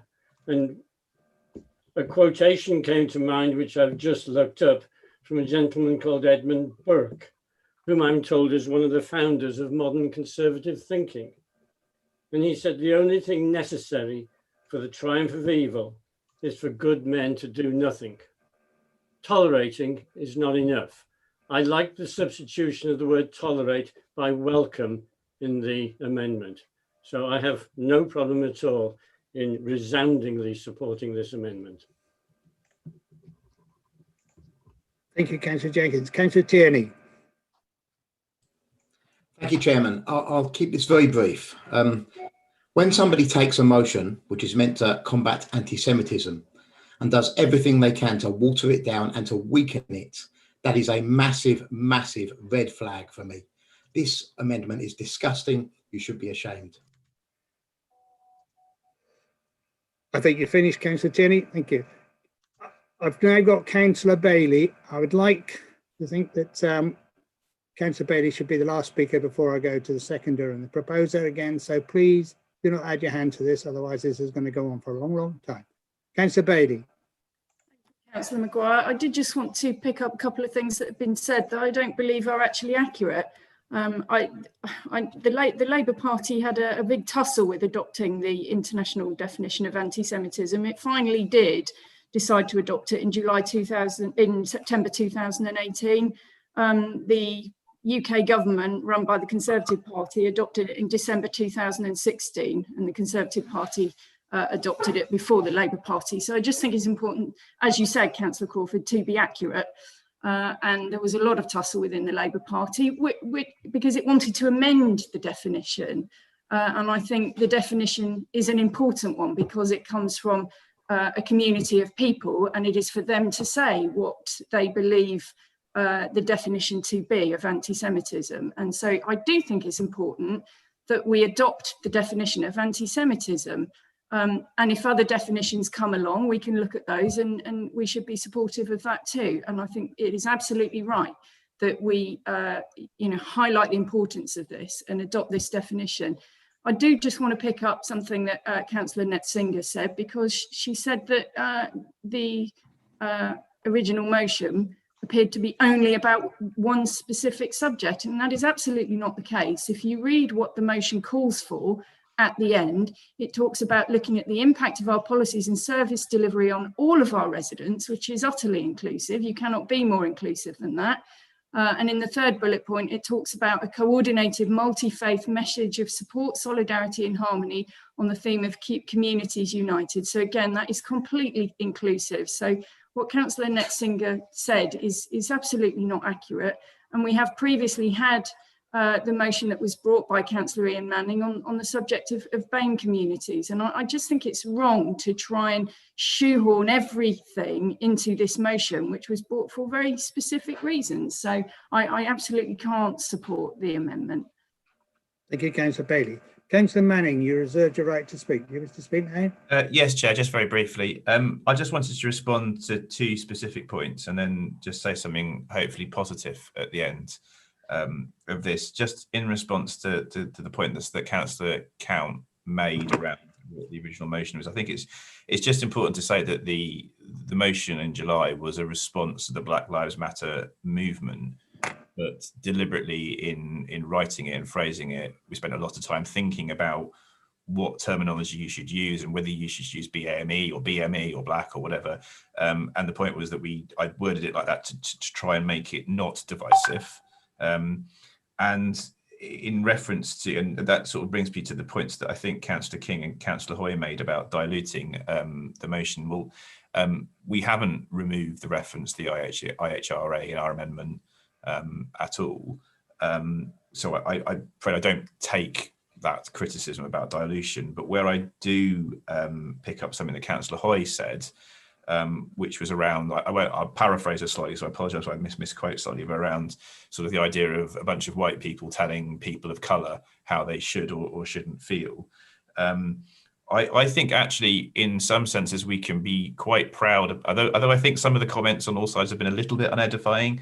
I think we can be quite proud in the sense that we're having a debate about how tolerant we can all be. And I think there's something positive in that in terms of society and how society perhaps has moved on. And perhaps if we take nothing else from this debate than that, hopefully it can be a positive thing. Thank you, Councillor Manning. Councillor Schumann, you have the right to close the debate on the amendment. Do you wish to speak? Thank you, Chairman. Typically, I'm just desperately trying to connect to another device as I sum up. So apologies if there's an echo, because my computer's going to restart in 13 minutes. And I can't snooze that. So I hope that this summing up won't take 13 minutes, and I can assure you it won't. I find it almost ironic, Chairman, that I have presented a motion a few months ago now, just before Christmas, in which I was criticised for the length of it by many members in this council. And here I present a motion which was clear, concise, and is being attempted to be negated by a lengthy and complicated amendment. So that's simply why I can't support this, this amendment. And it's a shame that the debate has been dominated by semantics, when you could have pointed out that I referred to the word embrace before tolerate. That wasn't suggesting that people go out and hug a hoodie or hug anyone in the street in the definition of embrace, and certainly not with social distancing. It was meant in the definition of us being welcoming and open to people of multiculture and faith. I think the points have been very well made at why this amendment shouldn't be supported. Certainly, just to mention on the definition of tolerate, I've not found one yet that says the word tolerate means put up with. Be interested to know where Councillor Williams found that definition. The reason why the RA definition is important is because there are recognised definitions of sorry, the word escapes me, but injustice and definitions where the behaviour towards certain groups is already clearly defined. The IHRA made this definition because there was some complication and there was some dispute over what would constitute anti-Semitism, which is why we are specifically looking at it. It is important to note that that is an important part of this motion. The comment from Councillor Bailey about the amending this motion is almost played out again from when the parties at Westminster tried to amend the IHRA definition. It shouldn't be done. This motion had one intention, and that was hopefully clear in the original drafting. The motion would be weakened by the additions that the proposed in the amendments, as they change the focus of what's intended, rather than the motion with the clear and targeted actions at the end. The other additions in the amendments, which specifically mention certain areas of Cambridgeshire, further do damage to the cause by not addressing the county in a united manner and sending one powerful message of support to all faith groups throughout Cambridgeshire. So for that reason, Chairman, I urge members to reject and vote against this amendment and support the original motion. Thank you, Councillor Schumann. Colleagues, there is obviously not a consensus in support of the amendment, so I'm now going to ask Democratic Services to conduct the vote electronically. We are now going to be voting on the Councillor Williams amendment. Mrs. Rowe, over to you. Thank you, Chairman. I'll ask the host to post the poll up, please, for the participants. Would members in favour of the amendment please click the buttons marked for and submit? Members against the amendment, please click the buttons marked against and submit. Members wishing to abstain, please click the buttons marked abstain and submit. I will ask the host to confirm that everybody has voted. Everyone has now voted, so I'll end the polling. And to announce the result. The results of that vote are as follows: 24 votes in favour, 30 against, and 1 abstention. Therefore, the amendment is therefore lost. Thank you for that. Thank you, colleagues. Colleagues, we've been going for nearly 2 hours now. I don't know about you, but I would like to take a comfort break. So I'm going to, before we take the next amendment on Councillor Schuman's motion, I'm going to, as I say, ask if we can have a break, take a break, and could I return at 12:30, please? So if I could ask the host to just arrange that. Thank you. Thank you, Chair. Will do.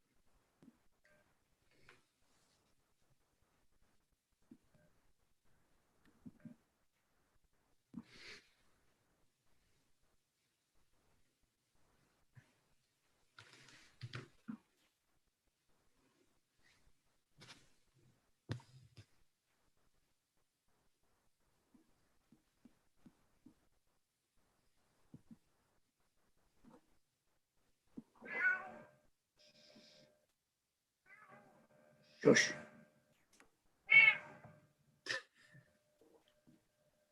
Loving the cat noises. You can hear it, can you? He sounds gorgeous. Sounds gorgeous. She's a pain in the neck at times. Usually, they didn't take that into account when they introduced virtual meetings. And say, unfortunately, my other half's working, and so she would normally control the animal. I think we can cope with cat noises. From members or from the cat? Probably both, but definitely the cat.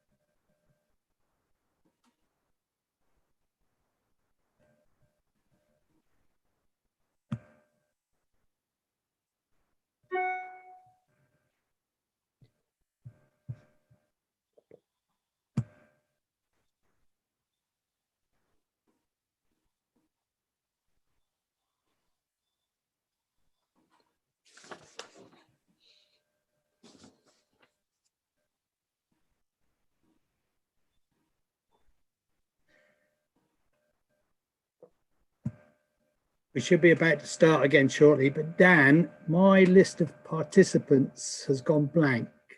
Am I doing something wrong?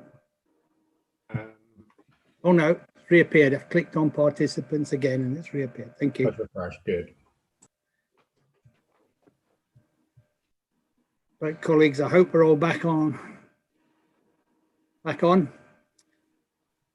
is 12:30, so I shall move us on. We have a further amendment proposed to Councillor Schuman's motion. Councillor Crawford, would you like to move your amendment, please? Yes, thank you very much, Chair. I had two reasons for putting in my amendment. I fully support Josh Schuman's motion, absolutely and clearly. I have two reasons for putting forward the amendment, however, because the motion started out, and I quote, "We need to send a clear and explicit message to all races, religions, gender and sex." But at the end of the motion seemed to be a much narrower recommendation. It was about the very, very important area of the IRHA agreement and anti-Semitism. It's extremely important. And listening to comments in the previous amendment, I want to make it absolutely clear that I am not diminishing that very, very important issue. It is of extreme importance, and the Labour Party have already passed or accepted this definition.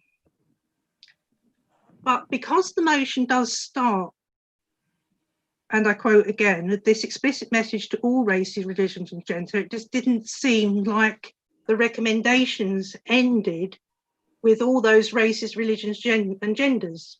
It was just, it was one, however important that is, of course. The other reason why I put forward the amendment is because I live in Cambridge, I work in the university, that Cambridge encompasses a global community in its academic, research and health spheres. We have a lot of migrant workers. We have a lot of migrant academics. And I just felt that in adding my amendment, I was augmenting Josh's motion, just making it more complete, definitely not negating it, certainly not. And I thought the same as the Lib Dem amendment in many respects. There are a lot of issues going on nationally, as well as locally, which I felt that this motion could have addressed, as well as the very serious anti-Semitism area. I mean, for instance, we have citizens in this county who were affected by the Windrush affair. There was an RAF pilot who had his partner and son deported in the county. And I feel that if we as a local authority, we should send out a message against any discrimination against the Windrush, and augment it with the motion against Black Lives Matter. There's also been an issue, there are several issues with Islamophobia. I've only picked on one just for the sake of brevity, but in Bournemouth, a councillor was accused of Islamophobia by saying that we should ban mosques. And a local academic university lecturer, Osman Ahmed, complained and suggested that the council should adopt a definition of Islamophobia. Now, I think this sets a precedence for us all. I think if we sent out a good, clear message that we don't accept this, we will not tolerate this, it's good for us. I think along with the Lib Dem amendment, we should welcome asylum seekers. We have a lot, and migrants fleeing wars, torture and murder. And also another community which is so sorely neglected and suffers from a lot of prejudice is the Roma and traveller community. Problems for them was increased by the closure of Dow Farm, and I can cite locally problems that we've had with people trying to find a place to settle. It encourages a lot of hate and prejudice, and I think if we as a local authority could do something for them, find them designated places, I think this would send a positive message throughout the community. But it doesn't help at all when we have politicians who are criminalising them and accusing them of, I think there was an accusation that it might have been travellers who murdered PC Harper very recently. I don't think this helps. And so I think local authorities, especially Cambridgeshire, should send out a positive message by saying that these people should have designated places to live. It's all part of, I think it's all part of the principle of this motion, that we as councillors send out a good message. Thank you. Thank you, Councillor Crawford. Councillor Crawford, do you have a seconder for your amendment? I think Elisa Machine. I'm going to second it, and if I could speak at the end of this debate, is that possible for an amendment? Yes, you can reserve. Thank you very much. Speak, Councillor Machine. Colleagues, we can now debate Councillor Crawford's amendment. Councillor Manning. Yeah, I just wanted to speak very briefly just to say that I'll be supporting the amendment, but just to ask everyone that whether they're speaking for or against this amendment, that given we're talking about kind of essentially an original motion and amendments that are about looking after minority ethnic people and minority groups, that we can try and just be respectful and accepting of other people's positions. You can. Thank you, Councillor Manning. Councillor Nsinga. Just very briefly to say that I also will be supporting this amendment. I obviously preferred the previous one, but I think that there are some very, very important points in this amendment.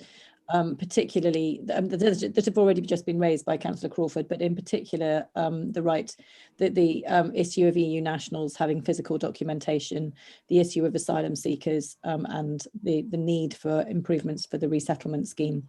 I think those are really important points, and I'm delighted to be able to support this. Thank you. Thank you, Councillor Singer. I'm not seeing any other hands popping up, so therefore I'm going to invite Councillor Machini as the seconder to speak now. Thank you very much. I won't be too long either. I think there's 2 points I want to make. I think my colleague Councillor Crawford has made her case really eloquently, and I think that's most of what needs to be said on the subject. The one point I wanted to make, and this was debated mostly during the previous debate, I do understand the frustration at an amendment, the previous amendment that was really, really big and really, really long.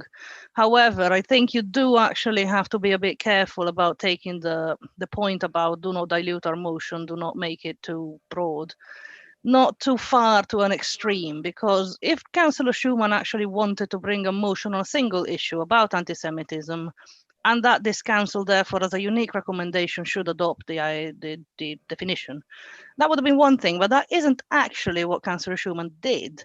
Although the IHRA definition is mentioned in the recommendations, it's not the main recommendation. And in fact, if I read, after the introduction, Cambridgeshire County Council therefore resolves to take the following steps: ask the Communities and Partnership Committee through its work on the Think Communities Unified Approach and the development, etc., to assess the impact of our policies and service delivery on all of our residents, regardless of their backgrounds, bringing forward any recommendations to improve and update them. As part of this work to adopt a definition and ask the Chief Executive to approach the various faith and community leaders, etc., you can see that the focus is already a little bit diluted, and I don't see any problem at all with actually completing the motion with a couple of the burning issues that my colleague has raised and that have been in the news and have been important nationally and locally, which is why I would urge the administration to consider this amendment in its simplicity and conciseness and effectiveness, and to please in its merit and how it complements the motion as it is actually worded. Thank you. Thank you, Councillor Machini. Councillor Schumann, you wish to close the debate on the amendment? Thank you, Chairman. Thank you, Chairman. Just to say that there's a term in legal parlance, which is the Latin term justus generis, which refers to that a list or words that are used that have more general terms, and that's exactly what was intended in the wording of this motion. And that actually, by specifying further groups or organisations in particular, you exclude others. So the injustus generis is the phrase that I hope will resonate with members when I suggest that I don't want to amend this motion as proposed, because if we do, by definition, we are excluding others yet again. So it was worded in that way in order to be all-encompassing. It was specifically worded to refer to the IHRA, as I've referred to previously, but with the other elements which have hopefully included others. And with the clear action to refer to community and partnership, where this can be debated at length with the members of that committee who are very well versed in how to support their communities best.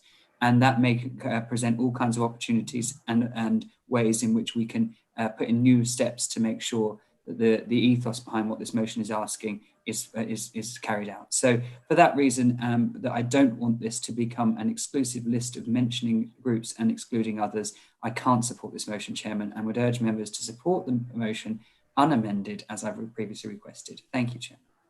Thank you, Councillor Schumann. Colleagues, clearly there is no consensus on this amendment, so I will now ask Democratic Services Manager, Mrs. Rowe, to conduct the electronic vote on this amendment. Thank you, Chairman. Could I ask the host to post the vote up, please? Members in favour of the amendment, please click the buttons marked for and submit. Members against the amendment, please click the buttons marked against and submit. Members wishing to abstain, please click the buttons marked abstain and submit. I will then ask the host to confirm when everyone has voted and then close the vote.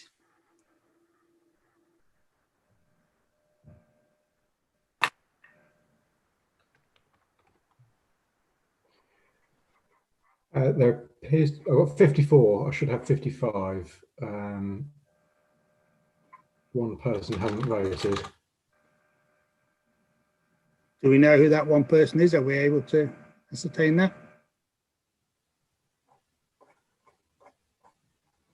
If you don't think you've voted,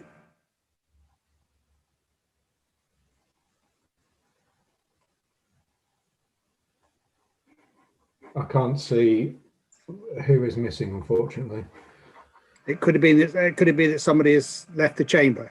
So the virtual chamber. Chairman, would you like us to close the vote? I think we should close the vote now.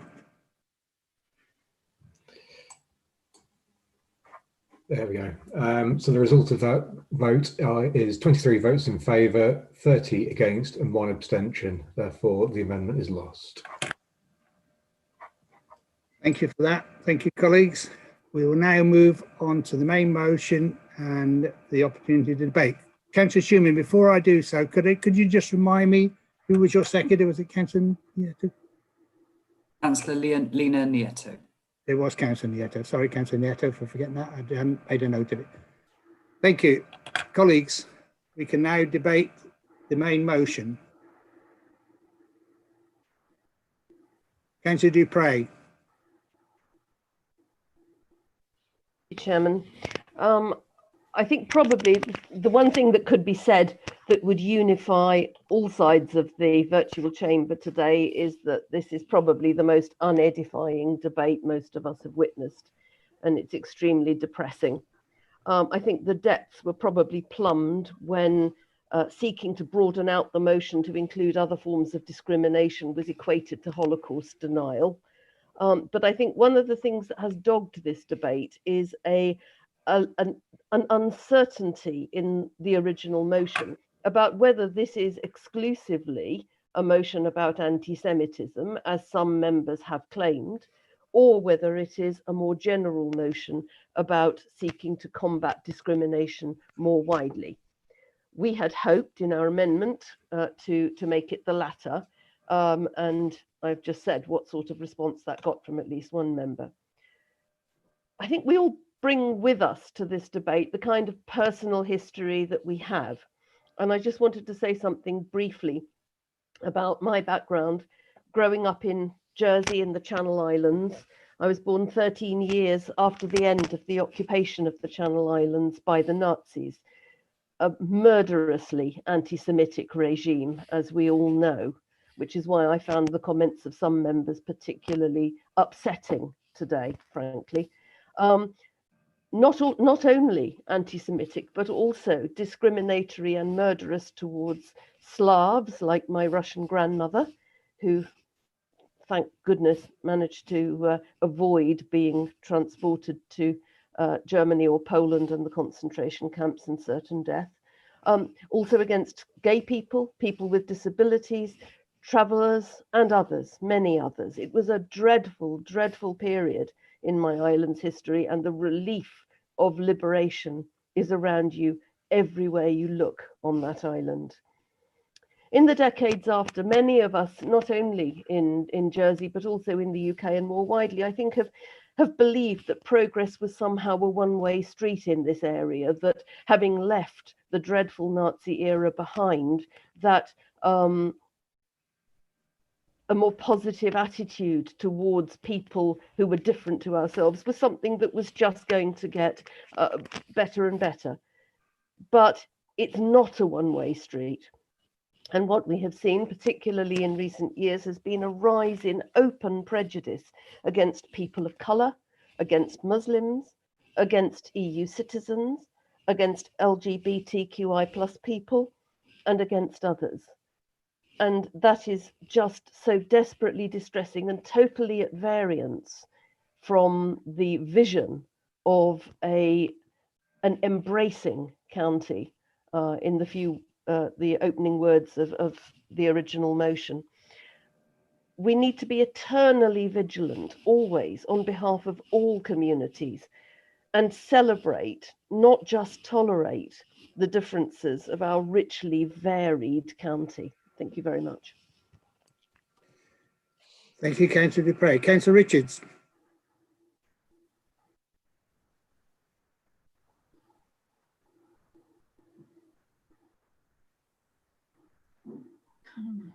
Councillor Richards, are you able to hear me? I believe she's on mute, Chairman. No, it's fine. I thought you were going to unmute me. That's fine. Okay. So all I wanted to say was that I wanted to ensure that the approach in the final bullet point realises the action that we take in the first bullet point. This is the point that I've made in the Community and Partnership Committee before.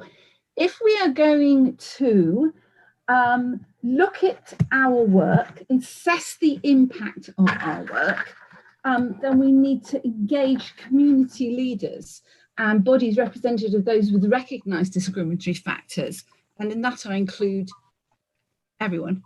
Then I think we need to ensure that we do that in order to assess the work that we're doing now. This is a point that I've made before, and it follows Councillor Hoy's point that we don't want white middle class people sitting around and talking about what others need. So I think it's important that we ensure that. I hope that was clear. Thank you. You, Councillor Richards. Councillor Count. Yes, thank you, Chairman, for coming to me.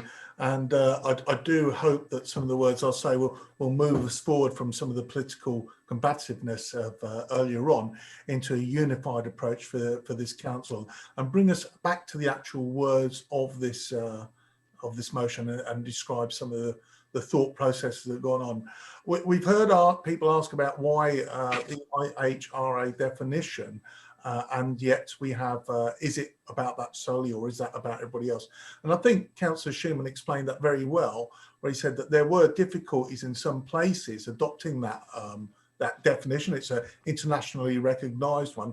So it was useful for us, now that it is internationally recognised and adopted by the main parties, to ensure that this council had that definition to work to. And should other communities have other recognisable definitions, and of course they would be considered as well in exactly the same way. So that's the reasoning behind that. But the rest of the amendments, as I said earlier, and some of the comments ended up in quite a divisive approach by trying to label certain groups as vitally important. And yet, if we look at the motion, and I'm going to read this out: unified approach and the development of our community strategy to assess the impact of our policies and service delivery on all of our residents, regardless of their backgrounds. Now, by naming further groups, we do actually, as Councillor Schuman said, perhaps leave out others, but we have encompassed in this motion all of their backgrounds. All right? And further on, the last recommendation, ask the Chief Executive to approach the various faith and community leaders in Cambridgeshire and other bodies representative of those with recognised discriminatory factors to work with us to send out a coordinated, multi-faith message of support, solidarity and harmony on the theme of Communities United. And I think that's important. That catch-all hopefully really did encompass every group that was mentioned here today. And by mentioning every group, it also mentions those that weren't mentioned here today. And that was the intent all along, to be an all-encompassing motion. So I do hope that now that we've rejected the amendments and gone back to the motion in its purest form, that the entire council can support its well-meaning approach and we can take this work forward together. Thank you, Chairman. Thank you, Councillor Count. Councillor Hunt. Thank you, Chair. Well, I'd just like to say how much I agree with Councillor Schuman here. I mean, I think he's written this very, very well, and it's quite clearly from his heart. And I think to sort of pick holes in it is really below most people, or it should be below most people. I don't know quite why Councillor Dupre thought she'd criticise this motion. I think it'd be very difficult. And I look at the cross, and I can see quite clearly on the top of page 7. It's quite clear we're trying through our committee structure to look after all our residents. So how can you sort of have amendments and try and pick holes in that? And then also, I mean, what more can Councillor Schuman say when he says he wants to embrace a multicultural and tolerant society, and that this council desires to enhance that reputation? Well, I can't see how he could have made it any more clear what he's trying to say. So I think picking holes in it and trying to amend it is just all a little bit low. And I'm very sad people are doing that rather than just supporting this motion, which deserves the support, and it will certainly get mine. Thank you, Chair. Thank you, Councillor Hunt. We have Councillor Hunt, your hand's just come back up again. Could you? I beg your pardon. I was trying to take it down, Chair. Yeah, well, it keeps bouncing back and forward. We have 3 more speakers. Hopefully, given the length of debate during the amendments, we won't have too many more before I have to close it. Councillor Whitehead. Sorry. Thank you, Chair. I just want to make one small comment. Yes, it is indeed the case that many ethnic minorities or religious minorities or minorities defined by all kinds of characteristics do suffer discrimination and prejudice. But I would like to point out that there is a group which is roughly 50% of the population in this country and indeed worldwide that still suffers from discrimination and prejudice, and that is women. And I hope we're not going to forget this when the Communities and Partnership Committee come to look at this as an issue. Thank you. Thank you, Councillor Whitehead. Councillor Scott. Yes, thank you, Chair. It does appear that every member of the council will be voting in favour of this motion. And that, of course, is as it should be. I just wanted to take the opportunity to say that it's clear that all councillors are concerned. And I also commend the Chief Executive Officer for her concern in regard to this question of discrimination in all its forms. I'm a member, fortunately, of the Equality and Diversity Committee within the council. That is a committee comprising officers and employees of the council, as well as there are some of us who are fortunate as councillors and commissioners that sit on that committee. Now, one of the things that committee is doing is looking towards having regular training sessions, not just a one-off, but regular training sessions for all the staff. And that's being worked out in conjunction with the Chief Executive Officer. And I simply take this opportunity to suggest that perhaps Communities and Partnerships, in doing what it's doing in conjunction with this or under this motion, it might also consider establishing ongoing regular training for all of us in relation to this issue of discrimination, because all of us, however aware we believe that we are, however non-discriminatory we believe we are, we've all been brought up in a racist, a sexist, and ableist world. And we all need to confront those issues within ourselves all the time. And in order to do that, we need to be apprised of exactly how those issues operate and how we might fall a party to actually supporting some of the notions that are bound up in discrimination in all its forms. So I thank Councillor Schumann for bringing this motion. I also thank the Liberal Democrats for bringing their amendment, and my colleague Councillor Crawford for bringing her amendment, because it shows that we're all thinking seriously and deeply about this very important issue. I go back to as a final point to this issue, we all need training. And I do urge the Community and Partnerships Committee to give consideration to establishing a regular ongoing training session for us all.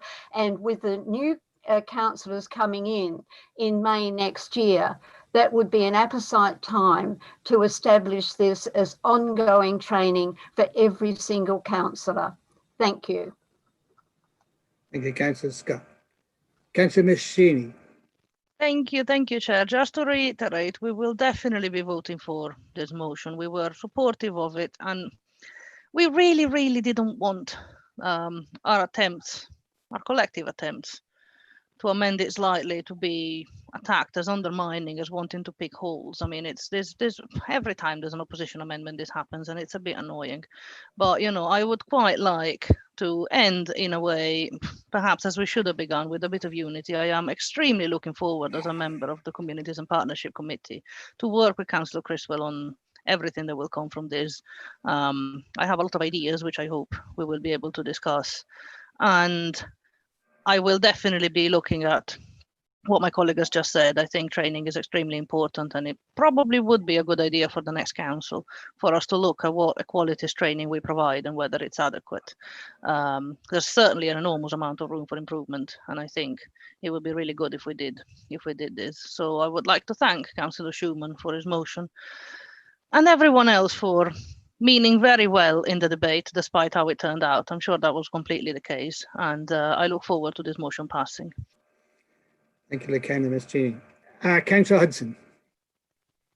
Thank you, Chair. I just want to point out and emphasise, actually, what Councillor Schumann's done here, which I totally support and agree with. This is about everybody, every group. There is no separation. Every group, every person is as important as each other. And within this really, really well-worded motion, we have the international definition of anti-Semitism. Now, I have to say, personally, we should do this because everybody has, and it's quite right. Personally, I do not need to be told what anti-Semitism is, because some years ago, I had a rather lovely week in a lovely city called Krakow in Poland. And one day I got on a bus and it was a trip I didn't want to take, but I thought it was a trip I had to take. It was the honourable thing to do. And an hour later, I got off the bus to a place called Auschwitz. And when you leave a place like that, you don't need to be told what anti-Semitism or prejudice as a whole is. Because, Chair, I think we should all remember, if we forget the sins of the past, then we are in danger of repeating them. So this isn't about the past, this is about tomorrow and going forward, where we go forward together and embrace absolutely everybody. Thank you, Chair. Thank you, Councillor Hudson. I have no more hands showing, so I'm going to invite Councillor Nieto as a seconder to address Councillor if she wishes to. Councillor Nieto. Thank you, Chair. As Councillor Schumann says, we must not dilute the key message and focus on this matter. However, in the Communities and Partnerships Committee, I will expect and I will welcome contributions for all those that spoke today to shape what we're going to do to safeguard the quality of life of our residents, and also to reassure them about our position towards discrimination or abuse because of race, gender, sexuality, or any other. I would just like to focus on the core of these motions, which was anti-Semitism. Last year was the 4th year in a row in which a record number of hate-inspired episodes were recorded. There has been an increase of 7%, as was researched by the Jewish charity, the Community Security Trust. In 2018, there was an increase of 82% on online abuse. And there's also been a significant increase on violent anti-Semitic assaults, which rose by 25%.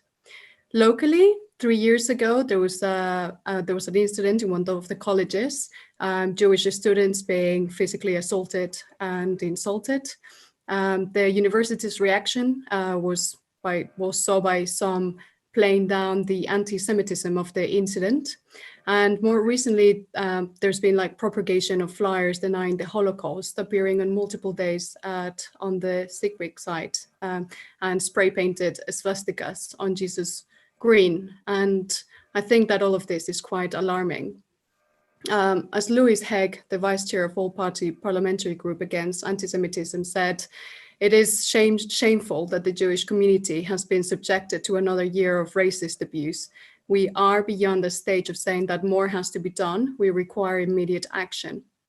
Furthermore, over the last few years, there has been a shocking worldwide increase in efforts to minimize the impact of the Holocaust and downplay the crimes of the Nazi regime and its collaborators in both public and political discourse, as it has been explained by the Holocaust Remembrance Alliance.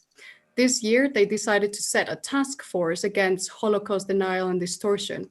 And the simple fact that we need a task force to do this is shocking and is incredible. I think locally we must do everything we can to make sure that such behavior is not tolerated, that the Holocaust is not downplayed, and that Jewish people can manifest themselves without fear of being abused. And I will be supporting this motion. Thank you, Chair. Thank you, Councillor Nieto. Councillor Schumann. Thank you, Chairman. And just to start with a few thanks, particularly to Councillor Elisa Machini for your kind words and your sensible comments about the unity that this motion was intended to bring. And actually, I don't feel that the debate has suffered the way that others may seem it has, because debate is what we do, and we must be able to do it. However, I believe to a large extent we have spoken with one voice and a united voice condemning all intolerance, which is what exactly this motion was intending to do. So I thank everybody for reiterating those comments across party. This motion makes no apologies for the reference to the IHRA definition of anti-Semitism. Councillor Dupre mentioned about personal experiences, and I certainly won't bore you with my personal experiences. But needless to say, I've suffered at times persecution and intolerance, and directly levied at me. And I'm very well aware that my family in generations previously did too, which is really why I felt compelled to bring this motion, and particularly would like to thank Councillor Hunt for pointing out that this motion is exactly as he described. It comes straight from the heart. It certainly wasn't intended and has no intention of exclusion of others, which is what I tried to do by having the general references later in the actions. But the problem with not mentioning the IHRA definition is that we have, as a country, and certainly across many countries around the world, have an acceptance of certain definitions of homophobia, transphobia, Islamophobia, Black and minority ethnic racism. We understand those definitions, and for some reason, and they're very unknown to me, groups within this country find it difficult to accept a definition of anti-Semitism. And that's why I think it's absolutely of paramount importance that we, as a council, send a clear message that we accept the definition as highlighted in the IHRA, which is why that's included. And I, again, make no apology for that. However, I didn't want it just to be about that, which is why I included the comments to others and other groups, but didn't do an exhaustive list as some of the amendments have called on, because we've seen even in this debate, Councillor Whitehead's reference to women being excluded. And actually in the amendment proposed by a member of the Labour Party, it doesn't explicitly refer to women and the suffrage of women through that they still have today and throughout history. And that's why I didn't do an exhaustive list, I reiterate, because there were some things that were mentioned in Councillor Williams's motion to do with transgender and acceptance, but not in Councillor Crawford's one. So you can see why this becomes an issue as soon as you start doing so. So instead, we call for action of the Community Partnership to engage with all. And I hope and I believe from the comments that we've received from members across parties that we'll be able to send that resounding message with a unanimous vote on this motion. Thank you, Chairman. Thank you, Councillor Schumann.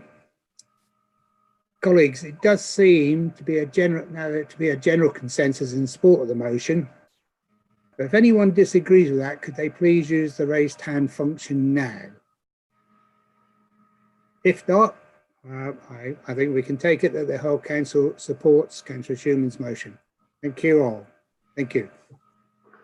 Now move us on to consider item 9A, is Cambridgeshire and Peterborough Combined Authority and Overview Scrutiny Committee oral questions, which will be dealt with in accordance with the protocol set out in Annex 1 of Part 4.1 is the Council's procedure rules of the Council's Constitution. The generic report summarising the decisions made by the Combined Authority formal committees is included on the Council agenda pages 20 to 69. Can you please click the raised hand function if you wish to ask a question or comment? The maximum time to be spent on this item will be 20 minutes for each section. Members, I'll remind you, will have 2 minutes in which to ask a question, and 1 minute for a supplementary, with up to a maximum of 2 minutes for a direct oral response to each. Can I now ask members to ask questions of the council's representative on the combined authority, Councillor Count? Councillor Singer. Thank you. So my letter to Councillor Count is following the letter of the Secretary of State to the Combined Authority expressing concern at the management of the Combined Authority, and in particular the situation with the chief executives, along with the very large amounts of money which have been spent on consultants' fees for projects which have subsequently been abandoned or needed several subsequent consultants' reports. Such projects include the St Neots Cycle Bridge, the Hunts Third River Crossing, the Cam Metro and the Camborne to Cambridge Busway, combined with his own concerns expressed at the most recent meeting of the board about financial papers which were put before the board without him having seen them. What level of confidence does the leader have in the financial controls at the Combined Authority? Can he give us a single example of a transport project the Combined Authority has taken forward to delivery on time and on budget? And does he feel that a cost of £5.5 million a year, rather than the £0.8 million the Mayor originally promised, that given that funding, the CPCA is delivering value for money for the people of Cambridgeshire and Peterborough? Thank you. Yes, the question you just asked me is an all-encompassing question, quite detailed and covering quite a large wingspan, whereas the rights and rules of this council are questions on the papers that are actually in front of us. Now, I won't dodge the question, but I don't think I'm going to go into some detail on something that's not acceptable under the County Council Constitution at the moment. So what I intend to do is, if you can send me that through to me, you did mention it as a letter, I've not seen it, send it through to me and I'll actually give you a written response, and that written response I will of course be happy to circulate for the public to see. Thank you, Councillor Count. Councillor Singer, do you wish to come back with a supplementary question? Although, as Councillor Count points out, it should be on the papers that are in front of us. So I can quote the sections of the paper that this refers to. They're on pages 52 and 54 and 63. But the main question was about Councillor Count's opinion, which I hope he doesn't need to go away and read the papers to give me. My question is about his opinion of the financial controls at the Combined Authority, and I hope he can give us an opinion without having to go back. Councillor Count. Yes, I appreciate that some of the elements of your question are covered in the papers, but some of the elements were. So I was hoping to give you an all-encompassing opinion on all the parts you raised there. My opinion on the financial management of the Combined Authority is it is accurately maintained financially. You know, I work closely with the Section 73 officer, and we present regular management budget reports to the Combined Authority, which are also examined by the internal audit and accounts and the external auditor bodies. So of course, yes, it is financially well managed. Thank you, Councillor Kent. I have no more questions of Councillor Kent Insurance, so I will now invite members to ask questions of the Council's representatives on the Overview and Scrutiny Committee, which will have to be Councillor Scott, as Councillor Connor is not with us, just so it's you, Councillor Scott. Anybody wish to ask questions of Councillor Scott?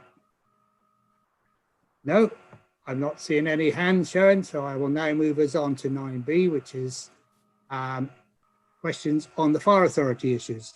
This will again be dealt with in accordance with the guidelines agreed by the Council. The report from the Fire Authority is included on the Council agenda on pages 70 to 73. The opportunity now for members to ask questions, and the Councillor Kevin Reynolds, the Chairman of the Fire Authority, will respond to questions on behalf of the Fire Authority. Other members of the Fire Authority are welcome to comment if they wish. I have Councillor Lorna Dupre. Councillor Dupre. Thank you, Chairman. My question is, one of the effects of the current pandemic and the rules about social gatherings will be that professional or large community fireworks celebrations and bonfires on the 5th of November will be prohibited. This may well mean more smaller family firework events being held in people's gardens. As one of the reasons for encouraging attendance at larger communal events in previous years is that this is safer than large numbers of enthusiastic amateurs handling fireworks, What plans is the Fire Authority putting in place to A, advise the Cambridgeshire public in the coming weeks, B, try to minimise the risk of harm to people and property, and C, liaise with other blue light services in advance of the 5th of November? Councillor Dupre. Councillor Reynolds, you wish to respond, please? Right, thank you, Chairman, and thank you, Councillor Dupre, for the question and for giving me prior notice. It's much appreciated. Of course, we're well geared up for the firework displays, or firework night, should I say. This is an annual event. This year, our messaging will change from previous years due to, as you've said, the new rules that are in place with organised displays being cancelled. We have news releases planned asking the public to show respect and encouraging them not to have their own displays. We cannot prevent them, but we're asking them not to. This not only presents them with a personal risk, but it also adds additional strain on the emergency services. We've been working with the National Fire Chiefs Council, other fire and rescue services communication teams, and the local Resilience Forum and Inform group to plan the coordinated activity, including a TV campaign, which should be done on a nationwide basis. That hasn't been finalised yet, but there's work going on. We have our first news release, which will be sent later this week. We have further releases planned to tie in with the annual Children's Burns Charity Day, as well as when fireworks go on general sale and in the lead up to the night. The key messages from the releases are to encourage the public to not hold their own displays and urging them to avoid having bonfires. In addition to the news releases, we are planning on safety videos reiterating the key messages. We do, however, realise that people may well have their own displays, and many will do so safely. So we have included some general safety tips for having a display, mainly around buying from licensed vendors and using the firework code safely. And as always, we support the RSPCA Bang Out of Order campaign, which discouraged the use of fireworks due to their impact on animals. We're working on other partners to see if unauthorised displays are being planned to take place in the county. As and when we find out about any unauthorised displays, which we of course hope there will be none, we'll manage that accordingly. We've got graphics that will be shared on our social media channels. We use social media quite a lot to get our message across to the public.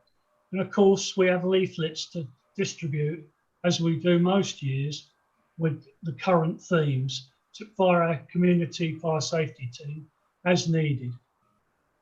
That is a quick canter through. We do spend a lot of time with our comms department working up towards this day and getting the safety message across, and particularly about having respect to the wider community and of course those who have pets close by. I'm not sure if there's anything else you would like me to add, Councillor. Councillor Dupre, do you wish to come back on any supplementary? If I could just very briefly, Chairman, I'm grateful for Councillor Reynolds' explanation of the plans of the Fire Authority on this, and I think that's helpful.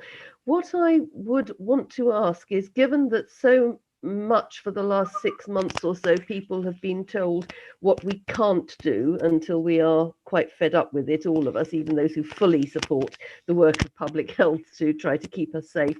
It has been a very wearing 6 months. It would be very good to know that there were some positive messages about alternative ways of marking the occasion that families can take and what they can do positively to keep themselves and their families safe, and maybe, as I say, different ideas for celebrating and marking the event. From our perspective, that's quite a difficult balancing act, because on one hand, we're suggesting people shouldn't have their own private displays because the inner dangers with fireworks at home and bonfires. we can't stop them, then equally we're bound to give them proper advice, because we know however much we give the strongest advice not to do something, they will do. So on one hand, we're giving advice on having a display safely at home, and on the other hand, we're suggesting quite strongly that they shouldn't. We obviously can't stop people from doing that. Hopefully people will listen to our advice. We'll continue with the strong PR campaign, as we do every year, to minimise any risks. It is a difficult balancing act. We will get the message out there strongly as we can. As I said, we are liaising with other fire authorities around the country in case anyone's got better ideas of tackling it than what we have. Thank you, Councillor Reynolds. We now move on to written questions. A response to the 2 written questions received has been provided to the political groups before the meeting and published on the Council's website. Colleagues, that concludes the business on the agenda for today. So please can I thank members for your contributions, and I'd also like to thank the officers who've been in attendance, and in particular Democratic Services, for helping make sure this meeting ran smoothly. And so thank you to any members of the public who may have been watching us. So thank you all. I hope the next, well, I'm pretty sure the next time we have a council meeting, I will still have to do it virtually. I hope it's not too long before we could have one where we can see each other properly face to face. So thank you all for attending today. Thank you, Chairman. Thank you, Chairman. Bye.